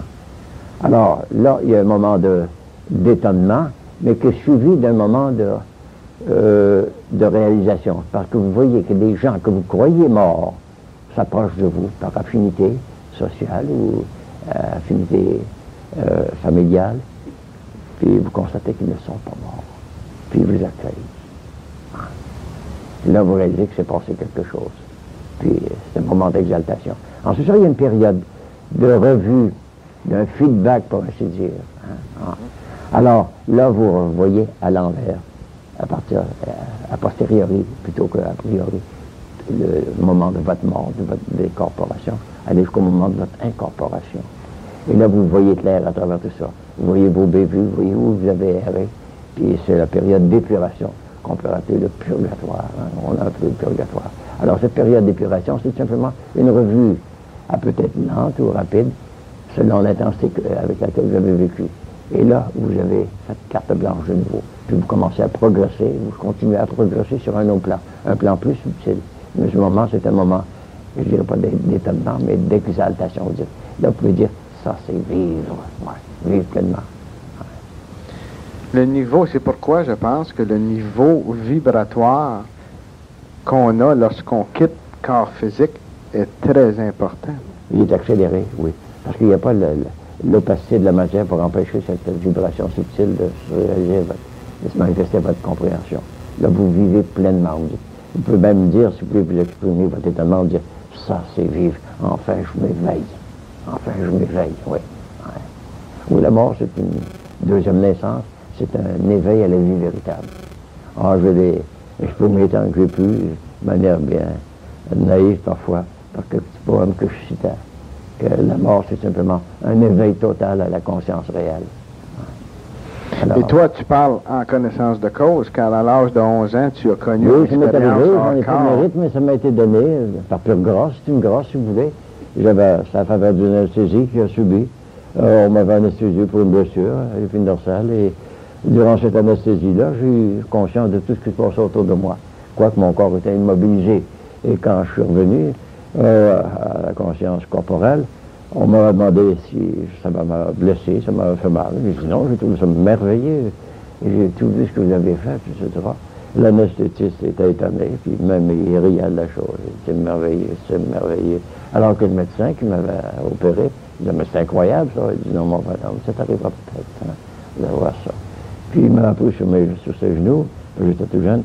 Il dit, mon petit bonhomme, me dit, c'est une belle grâce que le bon Dieu vient te faire. Il dit, tu t'en souviendras toute ta vie. Mais surtout, sa dernière phrase, il dit, tu sais maintenant, hein? Il n'a pas besoin de me dire ce qu'il voulait dire par tu sais. J'ai dit, oui, monsieur, dire merci, bon Dieu. Ouais. Alors, c'était, si vous appelez ça, ma première initiation. Quoique auparavant, j'avais eu quelques instances d'apparition post-mortem. Hein? Ma grand-mère, etc. Puis une compagne plus tard qui m'était apparue. Ouais. Mais celle-là, ça a été dramatique. Alors, quand il m'a dit, tu sais maintenant, alors, oui, enfin. Est-ce que tu es sorti du temps à ce moment-là, Alexandre? Étais-tu dans l'intemporalité? Non, franchement, non, je ne peux pas dire ça. Mais de l'espace, oui. De l'espace? De l'espace, oui. Ah oui, de l'espace, oui. Parce que je me voyais couché à plat ventre et attaché aux épaules, aux reins, puis aux choses. Et on travaillait l'épine dorsale, etc. J'observais ça, c'est bien étrange. Tiens, c'est moi, ça, j'ai Jobo, ça. Ouais. Alors, puis là, j'observais tout ce qu'on faisait. Je mettais des ciseaux, c'était des pincettes hémostatiques pour empêcher l'hémorragie. Ah, puis je regardais ça étrange. Je trouvais ça étrange, c'est beau. Puis je essayais de passer à travers ceux qui travaillaient. Ma mère, qui était témoin, puis une religieuse, puis l'anesthésia. Ça s'est passé comme ça. Alors, le temps, ça a peut-être duré 8 à 10 minutes, cette opération, au maximum. J'ai pas eu notion de temps du tout. Mais quant à l'espace n'existait plus, il était quadridimensionnel. Je passais à travers l'opacité de la table et des gens qui travaillaient à l'opération. Ah, ils étaient comme des nuages, mais des nuages que je pouvais facilement identifier. Ah. Alors, j'avais 12 ans à ce moment-là, mais ça m'a impressionné à tel point qu'aujourd'hui, si j'y repense, les mêmes impressions. Je sens encore l'odeur chloroforme. Voilà. Si je respire du chloroforme, ça revient comme un feedback, tout ça. Ouais. Ça, c'était, je l'appelle une initiation de grâce, hein, gratuite. Ouais. Plusieurs ont expériencé ça. Je disais il y a quelque temps, 3 ou 4 volumes qui ont trait à des expériences post-mortem, comme ça, ou de mort clinique, comment on les appelle? Mort clinique, c'est ça? Mort clinique, oui. Alors, les mêmes phénomènes, les mêmes impressions. Ça fait longtemps que les expériences se produisent, seulement qu'on n'en parlait pas. Non, on avait peur de se faire passer pour des morts, des choses comme ça, oui. Ça, c'était pas le temps non plus, j'imagine. Même le médecin qui m'avait opéré, il ne pouvait pas y croire, mais il dit, enfin, c'est une fumisterie. J'ai dit, non, enfin, non. Mais plus tard, il m'a appelé, une couple d'années après, il dit, tu me relatais ce que tu me disais en sortant d'opération. J'ai la même chose, je relate ça. Il dit, oui, j'y crois maintenant. J'y crois maintenant. Il y a une sorte d'expérience, c'est la même chose. Il y a plusieurs médecins m'en ont parlé, on dit, ça m'est arrivé dans ma vie, une couple de choses comme ça. Ouais. Puis les derniers volumes qui sont sortis à ce sujet-là, l'expérience post-mortem. Ouais. La vie après la vie. Oui, Raymond Maudit. D'ailleurs, il aura fait un deuxième volume. Une deuxième nouvelle expérience sur la vie après la vie, oui. Oui. Ouais. Un autre sur lequel je m'aimais dernièrement, c'est nous avons tous vécu précédemment. Nous avons tous déjà vécu, hein. Il y en a plusieurs. Il y a plusieurs. Oui, aujourd'hui, c'est connaissance de l'élite, mais on sait que c'est vrai maintenant. C'est pas des fumisteries. Oui. Faudrait probablement faire une conférence traitant seulement de la mort. Oui. Car c'est un sujet, je pense, que tu pourrais élaborer pendant... Je rappelle que j'aime à répéter cette chose qui m'a tellement influencé quand j'étais jeune. Je l'ai répété une couple de fois ici. Hein, souviens-tu? T'en as répété plusieurs. Puis j'ai pas ta mémoire, moi. Pourquoi craindre la mort? Que ce soit le repos, que ce soit le réveil, pourquoi de cette aurore ou de ce bon sommeil se faire sans raison un spectre épouvantable? Aucun fantôme n'est effrayant au soleil. De même qu'on accueille un ami véritable, si l'hôte au front poli prend place à notre table, levons en son honneur la coupe au jus vermeil. Pour moi, je me confie en la justice immense. Or, ta justice à toi, Seigneur, c'est la clémence. Aussi, par ta bonté céleste rassurée, quand viendra le terme de ma course éphémère, je fermerai les yeux et je m'endormirai, sans peur, comme un enfant au sein de sa mère. C'est une situation plus idéale que ça. Hein? Ah. Merveilleux. C'est pas de moi, c'est de qui? Louis Fréchette, je pense. Louis Fréchette, un poète qui a beaucoup émulé Victor Hugo. Et Victor Hugo lui-même a dit bien, je crois que le tombeau qui sur les morts se ferme ouvre le firmament. Et que ce qui s'y voit, nous prenons pour le terme, est le commencement. Hein? Il était catégorique aussi. Hein? Oh, il y en a 7-8 comme ça, qui ont vu, qui ont su, hein? Alors ils s'expriment audacieusement. Non, tous les grands. Tous les grands, Alexandre, Victor Hugo, Mozart, Lamartine, prenons Lamartine, tout ça, oui. Ils étaient tous connectés à quelque chose. Oui, justement. Alors, il y a mort, il n'y a rien là. Il n'y a rien là. On va passer à une autre question. Ce qu'on peut faire, Alexandre, c'est qu'on organisera une conférence où on traitera seulement de la mort. Car je crois... Moi, je crois que pour apprendre à vivre, une très bonne façon, c'est d'étudier la mort. Oui, j'ai bien dit ça, oui. Puis oui, c'est précis, oui. Pour qu'il y ait évolution, il faut qu'il y ait antagonisme. Oui. Comme l'homme évolue continuellement, le mal qui se fait sera de moins en moins mauvais. Mais comme l'homme sera plus évolué, ça lui apparaîtra comme plus mauvais. Vrai ou faux? Voici, j'aime à répéter une formule qui s'énonce comme ceci, que le mal, c'est le bien qui violente son chemin à travers les obstacles à sa réalisation. Si une chose est bien, qu'on en est convaincu, on veut l'imposer, on prend des moyens empiriques même pour l'imposer. Exemple, corriger le mauvais comportement d'un enfant. Hein? N'est-ce pas? Très souvent, on lui fait tort. Oui, justement. On est dans l'erreur sans savoir. On se prend, c'est-à-dire qu'on prend la morale de notre entourage pour appliquer ce qu'on pense qui est bon, mais 20 ans après, on s'aperçoit que cette morale-là, elle n'était pas juste. Elle est fructueuse, oui. C'est ça. Alors, la formule tient debout, c'est le bien qui veut s'imposer malgré nous, hein, qui violente son chemin à travers des obstacles à sa réalisation. La formule est assez bien. Je ne sais pas d'où ça vient, mais je l'ai retenu.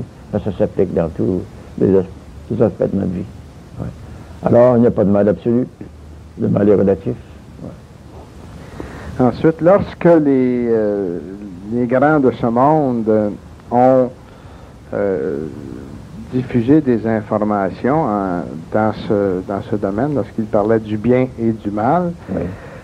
Plusieurs ont mentionné que lorsqu'on voit un peu plus haut, qu'on comprend un tas de choses. Une bienfaisance, c'est une... Si on prend... C'est une bienfaisance ou un déguisement, souvent. Ça. Oui, ouais. Car le mal, la peur, ainsi de suite, sert à énergiser l'âme. Possiblement, Et oui. vers la fin C'est de une l'ère forme du Verseau, d'adrénaline, la peur génère de l'adrénaline, c'est comme le combat pour la survie, ouais, tout ça. Alors, toutes ces influences-là, empiriques, qu'on dirait nocives, violentes, ils ont leur raison d'être. Ouais.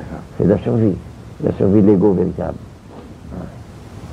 et puis il n'y a pas d'évolution en temps de paix. Non, non, justement, parce que l'évolution, c'est une lutte incessante. Ouais. La survivance du plus apte dans tous les domaines de la nature. Pourquoi l'homme est d'origine de Vénus et la Lune celle des pères, Jean-Louis? La Lune, celle des pères, P-A-I-R-S. Non, P-E-R-E-S, les pères. Pourquoi l'homme est d'origine de Vénus et la Lune celle des pères? Mais la Lune, c'est un fragment de la Terre. Bon, hein? La Lune, la Terre a jeté, expulsé la Lune, hein, pour garder les pétrites lunaires, qu'on appelle. On appelle les pétrites lunaires. Le Soleil a expulsé ses planètes, les planètes ont expulsé leurs satellites, etc. C'est la progéniture des plans de conscience. Hein. Mais on dit que les esprits lunaires, c'est les esprits jéhovistiques, hein, on a symbolisé par Jéhovah. Alors les esprits solaires sont les esprits lucifériens, porteurs de lumière.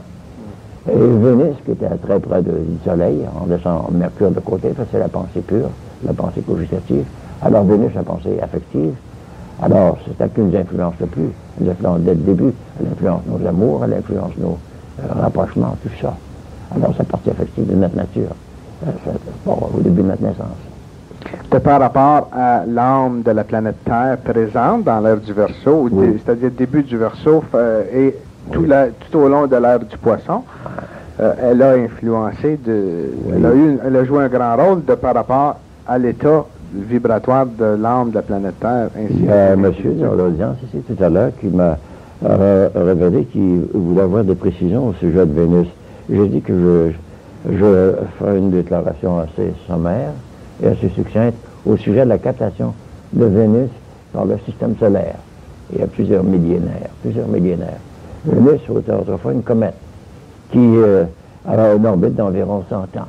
À tous les 50 ans, venait sillonner le ciel, le système solaire, par son effulgence, sa queue, comme un chevelure. Hein. Alors, elle a été captée, puis est venue se placer entre Mercure et la Terre. Et depuis ce temps-là, elle a influencé le comportement de la race humaine. Alors, Vénus a plus d'influence sur le comportement humain, le comportement affectif, le comportement évolutif de l'homme que toutes les autres planètes, sauf Mercure, qui était, Mars, dis-je, qui est en opposé. L'un lui donne la combativité, l'agressivité, la résistance, quoi, alors que l'autre lui donne la souplesse d'évolution.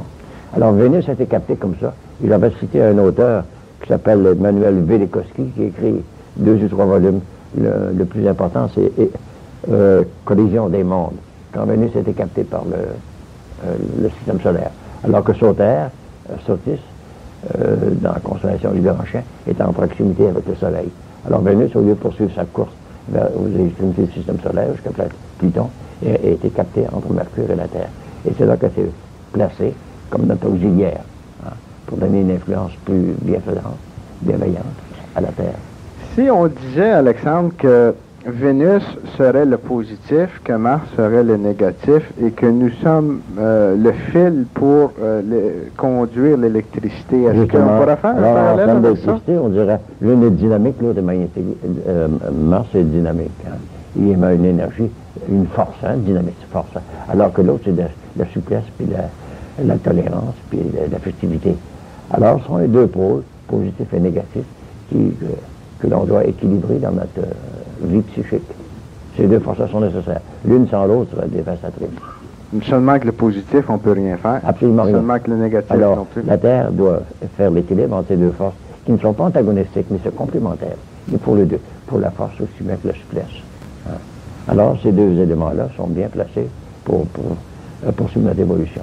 Il nous faut les deux, la force ainsi que la sagesse. Ouais. Vous dites que nous sommes la 6e race. Quels sont les 5 autres et les nommer? Est-ce que nous descendons des Égyptiens? Oui, en ligne directe, par le biais de la patristique, le biais je ne pas des pères de l'Église, mais des patriarches, à partir de Akhenaton. Hein. Alors là, l'enseignement qui venait directement de l'Atlantide, plus avant de la Lémurie, alors a contribué beaucoup à nous donner cette lignée judéo-chrétienne qu'on en appelle. Alors c'est de là qu'on a pu faire une synthèse de tous les enseignements préexistants, les enseignements lémuriens, comme on a déjà parlé, interrompu, et que l'on a synthétisé sous le règne des grands pharaons, nommellement Akhenaton. Et Akhenaton qui était à la cour, c'est-à-dire Moïse qui était à la cour d'Akhenaton dans le temps. Alors c'est inspiré de la science des Égyptiens, qui elles-mêmes provenaient des Atlantes. Et avant les Atlantes, on avait les Lémuriens. Et l'enseignement que l'on a tenté, que l'on a donné quelques jalons il y a quelques temps ici, c'est l'enseignement théocristique lémurien. Alors ça nous mène à 68 000 ans avant Jésus-Christ, soit 78 000 ans. Alors cet enseignement-là est tellement complet qu'on peut dire, là on a une synthèse assez parfaite de ça en quoi consiste la race humaine, ou l'éveil de la race humaine aux valeurs spirituelles.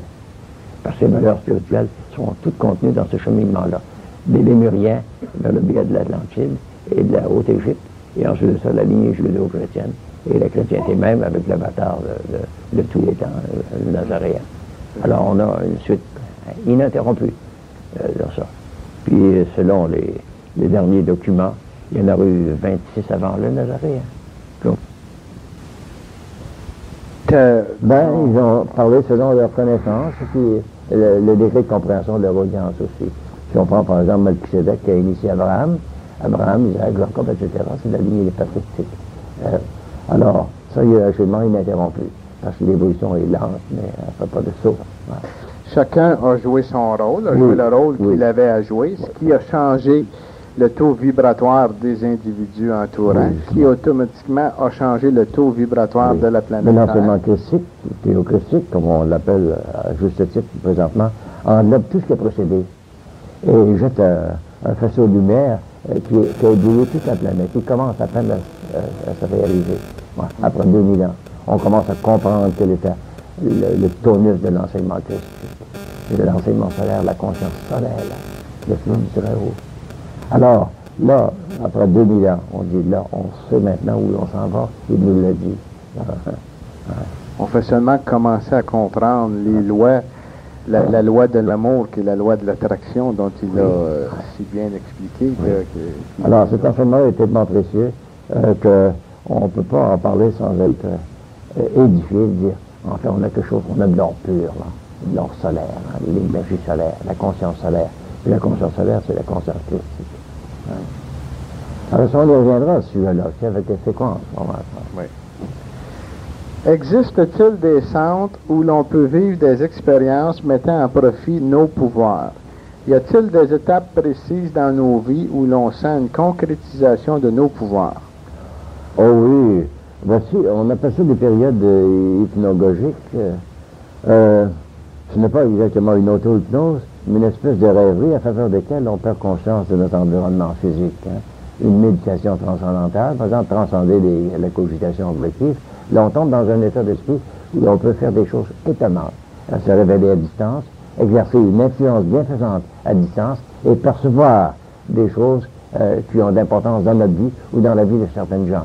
Alors, dans cet état-là, dans cet état secondaire, si vous voulez, de décorporation consciente, il faut que ce soit conscient. Alors là, on peut avoir accès à l'omniprésence, avec l'intention préalablement établie. À ce moment-là, Alexandre, ici, on parle de nos pouvoirs. Ce ne sont pas nos pouvoirs, mais les pouvoirs du Père dont parlait Jésus qu'on a accès. Ce n'est pas nos pouvoirs, là, justement. Mais les pouvoirs ne sont pas nôtres tant qu'on n'a pas réalisé l'existence. Et quand on réalise l'existence, on est étonné. Hein?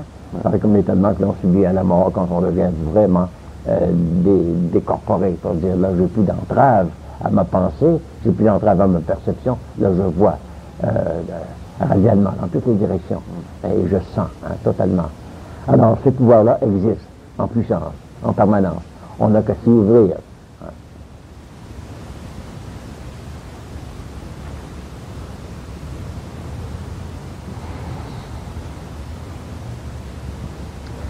Qu'entendez-vous par création? En d'autres mots, qu'est-ce que l'homme doit créer pour accomplir la volonté de Dieu? Poursuivre l'œuvre du Père. Lui vise à améliorer, à faire évoluer tout ce dont il a semé, les germes, dans cette planète inane. Hein? Cette planète qui était, comme on disait tout à l'heure, tohu-bohu, qui était pêle-mêle de toutes les forces, les 4 forces naturelles, les 4 formes de manifestation, on va dire. C'était de la terre, de l'eau, de l'air et du feu. Alors, le Créateur a mis l'homme dans ça, en faisant des espèces qui participent à tous ces règnes-là. Des espèces minérales qui participent à la terre, végétales qui participent aux couches organiques de la terre, animales et humaines.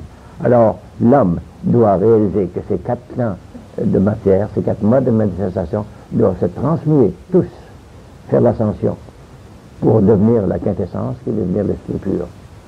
La terre est un esprit coagulé.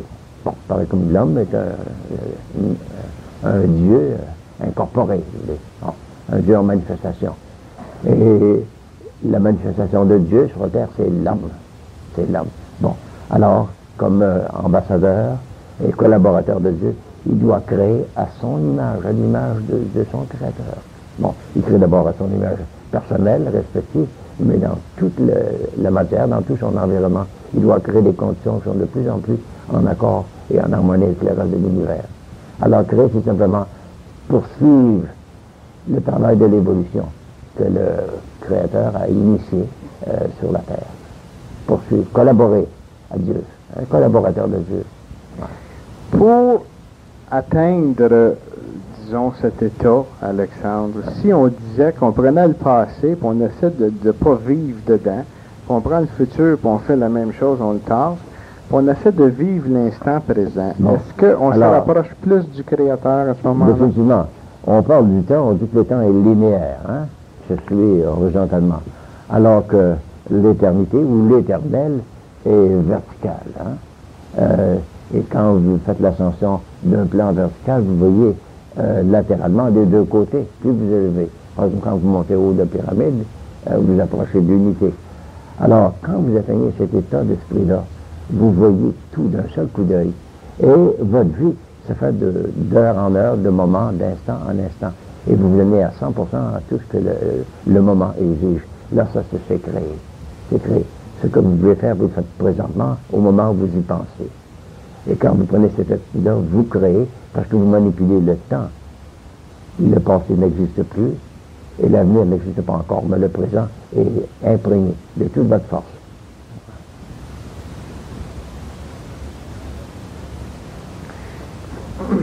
Ce sont tous des questions, Alexandre, où on pourrait passer énormément de temps, mais c'est difficile car on a seulement qu'une heure pour faire travers ceci.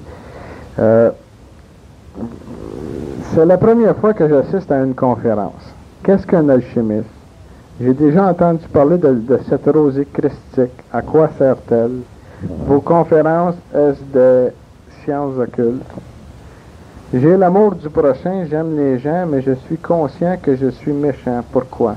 Je veux être bon et je travaille pour.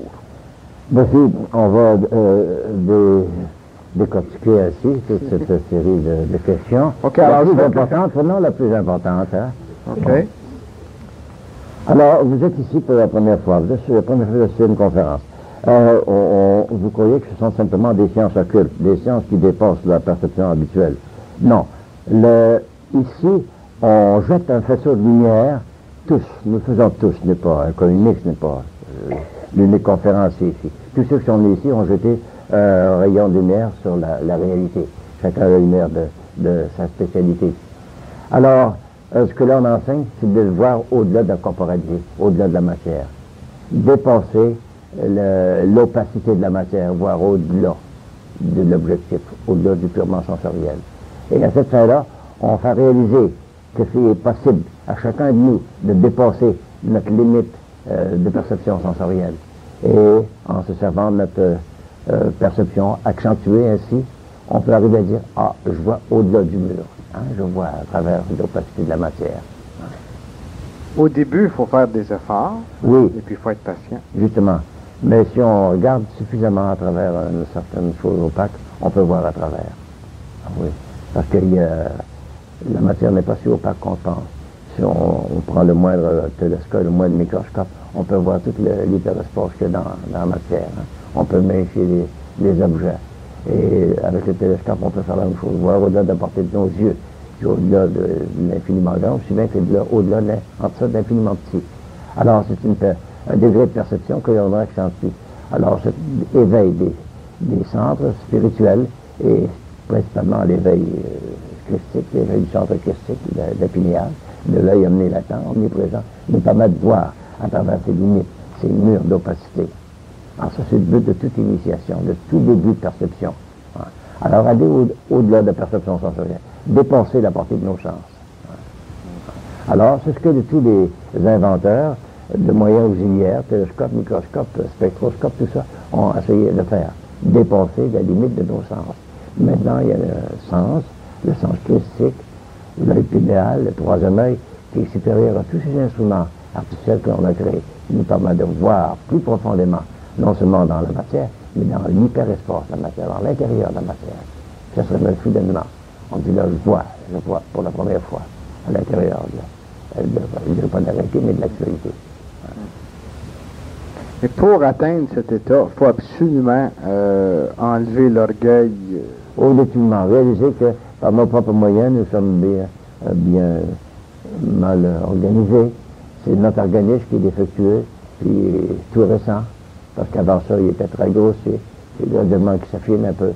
Et à mesure que l'on se prévaut de ces moyens d'amélioration ou de sensibilisation, on réalise que nos sens habituels, l'unité qu'ils étaient, peuvent se dépasser. Voici cette personne-là, Alexandre, qui mentionne qu'il vient ici pour la première fois. En relisant la 4e partie de la question, là, il y a quelque chose que je trouve qui est pas mal formidable. Je vais te le répéter. Là. J'ai l'amour du prochain, j'aime les gens, mais je suis conscient que je suis méchant. Pourquoi? Je veux être bon et je travaille pour. C'est ce que j'essayais d'expliquer à Alexandre tantôt dans la première partie, lorsque je mentionnais qu'il y a beaucoup de gens qui, si on avait accès à aller voir ce qui se passe à l'intérieur dans leur cerveau ou simplement en communiquant, on verrait que ces gens-là veulent faire le bien. Ils font un effort. Il y a quelque chose qui les... Ils veulent dominer leur nature inférieure. Ils réalisent que l'amour du prochain, c'est la loi universelle. Mais seulement que l'ego personnel se rebelle contre ce sacrifice de soi. Hein? Alors l'amour du prochain, c'est un sacrifice de soi. Il faut brûler notre ego puéril. Oui, l'amour, on parle inconditionnel. Inconditionnel, oui. On n'aime pas pour recevoir. Non, là c'est de l'amour avec un motif ultérieur. Ce n'est pas d'amour, c'est de l'amour de soi. Il y en a 90% de l'amour, c'est ça, en réalité. Motif ultérieur, comme on dit. Mais ce n'est pas d'amour, c'est seulement l'amour de soi. Mais c'est contre notre nature, parce que notre nature est encore terrestre ou hominale. Hein? Et pour devenir vraiment humain, partir de l'hominal aller à l'humain, c'est pareil comme partir de l'animal aller à l'humain. Alors il y a un grand pas à faire. Alors ce pas-là, c'est la volonté, l'esprit de sacrifice qui nous dit. Amour, aimer, c'est se sacrifier. Sacrifier notre moi inférieur au bien-être supérieur. Sans souffrir. Sans souffrir. Sacrifier sans souffrir. Sans souffrir, puis être fier d'avoir vaincu nos instincts inférieurs. Je ne l'aime pas, mais je dois l'aimer. Alors, on dit, je mérite de l'avoir aimé parce que je l'ai eu. Je connais. Jusqu'au temps que tu l'atteignes. J'ai gagné. Même à son reçu, je l'aimais.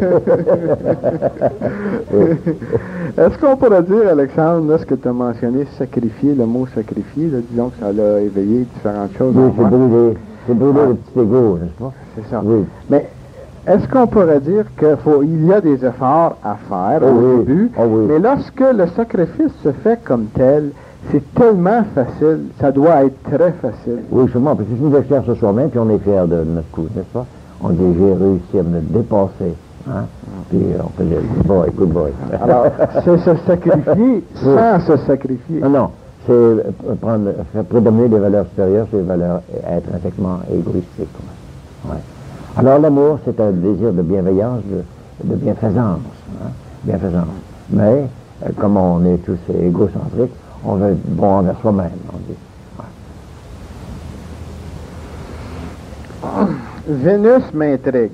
Ah. Selon les astrophysiciens, Mercure et Vénus seraient toujours demeurés trop près du Soleil pour que la vie y existe. Comment Vénus nous a-t-elle précédés? Voici ce monsieur à qui je parlais tout à l'heure, c'est Vénus qui avait. Ouais. Vous parlez directement à vous. Non, voici. Alors, je vais mentionner cet auteur dont j'ai cité le nom tout à l'heure, qui nous a révélé la naissance de Vénus. Il y a plusieurs écrivains en ont parlé dans un préhistorique. Vénus était autrefois une comète errante qui avait une orbite d'une centaine d'années et repassait dans la région du Soleil tous les 50 ans. À un moment donné, quand les conditions étaient favorables, c'est-à-dire quand Sauter ou Sautis était en ligne directe avec le Soleil, elle a été captée par le Soleil et est venue se placer entre Mercure et la Terre. Maintenant, elle a commencé à exercer son influence à peu près dans la période la période de 2800 ans avant Jésus-Christ, à peu près là, cette période-là. Alors, Vénus est entrée en fonction dans le système solaire. C'était la dernière adoptée par le système solaire. Et maintenant, il y a de la vie, mais la vie n'est pas nécessairement véhiculée par une forme quelconque. Alors, c'est une vie spirituelle qui est communiquée par Vénus. C'est l'affectivité, l'affection, la tolérance, la bonté, l'amour. C'est la déesse de l'amour, n'est-ce pas? Alors, Vénus nous communique par son émanation, par son irradiation, tout ce qu'elle est d'ardeur bienfaisante. Alors ça, c'est la fonction de Vénus dans le système solaire. Elle rend l'homme plus humain, plus affectueux, plus aimant, plus tendre. Elle est près du Soleil. Alors, la vie doit être plus subtile. C'est le plus subtil et le plus efficace. Sur Mars, qui est à l'autre extrémité de la Terre, c'est une vie grossière. Une vie grossière, un mode vibratoire qui est ralenti pour être en accord avec les difficultés de la Terre. Mais Vénus, son influence est bienfaisante, bienveillante et amorisante. Amorisante. Alors, toujours comparer Vénus avec l'étoile du Berger, l'étoile du soir. Hein? Alors, c'est la planète de l'amour. La planète de l'amour, il n'y a pas d'erreur.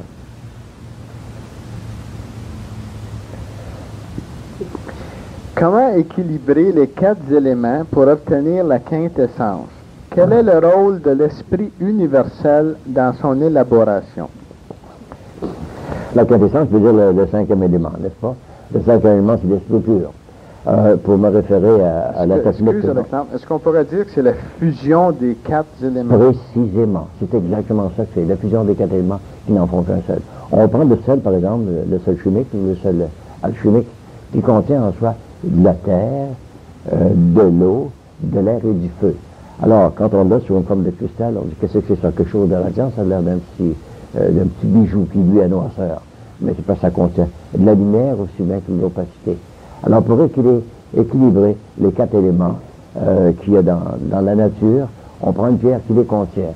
Alors, cette pierre-là, on la pulvérise pour la réduire à sa nature constituante, et là, on solidifier de nouveau pour qu'elle contienne l'esprit dont elle était déposée auparavant. Dans le travail que l'on a fait la semaine dernière, là, prendre du sel... c'est-à-dire le mois passé. Le mois d'or, oui, on va le faire. Alors, on a des gens qui disent, vous nous avez pas appelé. Le feu de la cendre de chêne, n'est-ce pas? De la cendre de chêne. On a fait sortir le feu de cette chose-là en y mettant un autre feu qui vient de la pierre. Alors, la pierre, c'était de la chaux vive. Et en y mettant un élément qui est antagonistique, hein, de l'eau, quoi, on a fait bouillir cette combinaison-là. Alors, là, avec ça, on pourra sortir la quintessence de n'importe quel élément, surtout un élément métallique. Et quand on sera procuré du sel christique ou du sel de rosée, on verra une effervescence un peu plus forte, infiniment plus forte, parce qu'on aura du sel céleste, aussi bien que du sel terrestre. Lorsque l'on a, c'est du sel terrestre, du sel de la terre. C'est ça. Là, on aura du ciel céleste. Et les deux combinés feront ce qu'on appelle le mariage du ciel et de la terre, du ciel et de la terre. Ah. Alors, avec ça, on pourra revivifier une matière qui apparemment serait inerte. On prendra du plomb, du mercure, n'importe quoi. On le fera jaillir, pareil comme si on y mettrait une dose d'adrénaline. Ouais. Alors, c'est ça qu'on va faire. Justement, Alexandre, la cendre, je te dis pas la cendre, mais le sel, je l'apporte chez moi ce soir. Oui. Tu l'as vu tantôt, Oui. tu l'as examiné. Et puis, la semaine prochaine, on va le rapporter sous forme de sel. Je vais Oui. faire le travail Oui, c'est bon. qu'il y avait à faire. Et là, avec notre Les gens dispositif, qui, justement, ont suivi le cours de l'alchimie pourront avoir accès samedi prochain à la prochaine conférence. Oui. De regarder ainsi que les autres appareil, n'est-ce pas? On l'a mis quelque part. attendants dans le coin ici. Bon. Alors, c'est dans ce dispositif-là qu'on va faire tout le travail du magistère. Bon. Et là, on va poursuivre le cheminement, mais ça va prendre 282 jours pour finalement avoir une bonne petite pastille, tu sais, quelque chose de bien. On dirait que c'est, ben, on dirait que c'est le miracle de la nature. C'est la nature, c'est pas moi qui le fais, ce n'est pas. C'est la nature qui le fait. La nature a fait dans les veines de la terre. Nous autres, on ne fait que reproduire des conditions qui prévalent au sein de la terre, dans les veines de la terre. Alors, on verra cette chose-là, du soleil pur, l'énergie solaire, se coaguler dans une pierre terrestre qui était auparavant inerte, ou qu'on croyait être inerte. En apparence. En apparence, elle n'est pas inerte. Dans mon briquet, la pierre est inerte. Hein? Mais si je l'irrite, par une friction quelconque, elle jaillit une étincelle. Il y avait donc du feu dans ma pierre. Pas de la flamme, du feu. En potentiel. En potentiel. Ouais, alors, c'est ça. Il y a du feu. Bon, la première définition que l'on a, l'élément supérieur du cosmos, c'est le feu. Hein? Le buisson ardent de Moïse. Hein? C'est ça. Le feu qui brûle sans se consumer. Et en nous, c'est ça aussi. Le feu, le buisson ardent, c'est notre arbre de vie. Alors, Dieu est un feu. Les anciens Templiers employaient comme symbole Dieu le veut, c'était pas ça qu'ils voulaient dire, Dieu le feu. Le F se transmet en un, le V se transmet en un F, hein. Dieu le feu. D'ailleurs, on en a la preuve Ah oui. avec des combustions spontanées. Mais exactement, ben oui. Le corps physique qui n'était pas prêt à recevoir cette énergie. Exactement, ouais. Bon. Alors, Dieu, la vie est un feu en latence, en puissance, qui peut faire une conflagration non seulement dans l'organisme, mais dans toute la planète. Alors, on joue avec le feu. On appelle ça le pyrotechnique. Hein? Le philosophe par le feu. Philosophus terinium. C'est le terme qu'on emploie. Et ça, cette expression-là vient de Gioblou. Philosophus terinium. Hein? Le vieux schnook. Le vieux schnook, ah oui. Qu'est-ce qu'un égrégore et comment fait-on pour l'avoir? Le mot grec veut dire troupeau, n'est-ce pas? Hein? Une agrégation. Hein? Une agrégation. Un rassemblement d'entités. Agglomération. Agglomération, exactement. Grec, grégus. Alors, agréger des choses, c'est les unifier. Alors, un agrégore, au sens métaphysique, c'est simplement la coalition de plusieurs entités, un très grand nombre d'entités qui adhèrent au même credo, à la même philosophie ou à la même poursuite. Hein. Alors, ça fait une chose magnifiée. On a ça, par exemple, dans ce qu'on appelle l'esprit de corps, dans une armée, dans un groupe quelconque. On dit l'esprit de corps. Alors, un agrégore, c'est l'esprit qui devient corporifié, c'est une entité quelconque. Une entité viable, une entité qui a de la force et dynamique. Pour essayer de visionner, Alexandre, si on dirait, par exemple, que l'eau qui est aspirée devient nuage, est-ce Oui. que ça pourrait illustrer Justement, un peu oui. ce qui est un Justement. agrégore? D'ailleurs, un nuage, c'est de l'eau, mais seulement dans les particules, les molécules, les gouttelettes n'ont pas suffisamment de pesanteur pour graviter vers le sol. Si vous en mettez un très grand nombre, ils vont graviter sous forme de grêle, sous forme de neige, sous forme de cheveux d'ange, ou ce que vous voudrez. Alors, l'agrégore, c'est ça. L'agrégation ou l'association d'un très grand nombre d'entités, mais qui participent toutes à la même nature, puis qui visent toutes au même destin. Alors, on a un agrégore dans toute chose. Cet agrégore-là existe. C'est une forme pensée. Une forme pensée mégalée, une grande forme pensée, qui a son influence, qui plane au-dessus d'une région quelconque, ou d'un groupe quelconque. Alors, l'agrégore d'un groupe quelconque, ça existe véritablement. C'est le nuage, ou l'entité astrale, ou l'entité hyperphysique d'une chose qui a été entretenue et maintenue par un groupe d'individus. C'est ce qui dans bien, c'est ce qui... C'est une forme pensée, une grande forme pensée. C'est ça. Ensuite, peut-on faire confiance à Rempa, ou n'est-il qu'un fumiste? L'original Rempa est mort en 1959. Rempa. L'Obsang Rempa est mort en 1959, n'est-ce pas? Mais Ryder and Son, l'éditeur qui avait écrit The Third Eye, The Opening of the Third Eye, a fait tellement de fortune avec ce livre-là que l'on a engagé des ghostwriters, des écrivains fantômes, comme ils appellent, pour écrire en son nom. Alors, il ne peut pas réagir parce qu'il était mort. Alors, au nom de Lobsang Rampa... Toi, tu as connu le Lobsang Rampa, je pense. Non, moi, j'ai connu celui qui vit à la Terre des Jeunes. Non, la Terre... la Terre, comment ça s'appelle? La Terre... L'habitat 67. Oui, oui. Dans celui-là, oui. Son nom, c'était Macduff. Son nom est Macduff. Ouais. Alors, il avait été engagé par un éditeur. L'éditeur, c'est un éditeur canadien ici. Je ne me souviens pas de son nom. Un éditeur canadien qui écrit à son nom Rampa médecin, l'arabe de sagesse et 3 ou 4 autres, au nom de Lobsang Rampa, sachant qu'il ne pourra pas se plaindre qu'on le rappelle. Il y en a vendu un très grand nombre. Aujourd'hui, il y a 5 ou 6 Lobsang Rampa. Mais là, au final, c'était The Opening of the Third Eye, l'ouverture du troisième œil. Lui, il a décrit la méthode qu'on avait employée pour le rendre clairvoyant, en employant des bambous pour lui ouvrir le crâne, la surface crânienne.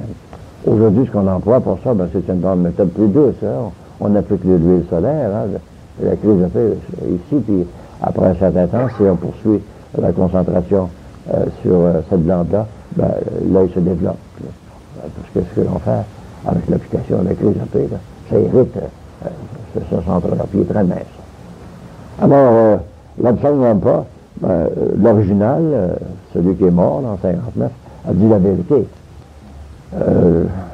Peut-être qu'il a élaboré à la demande de son éditeur, mais les autres, ben, c'était simplement pour combler la demande que l'on faisait.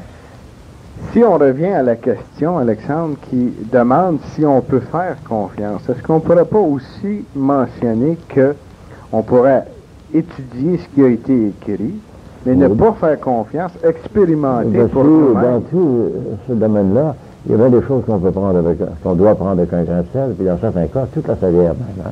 Hein? Enfin, si on est assez judicieux, si on a un peu une teinture de compréhension ésotérique, on peut dire là, ça s'était surajouté, elle a demandé à l'éditeur pour faire la pagination, mais ça c'est authentique.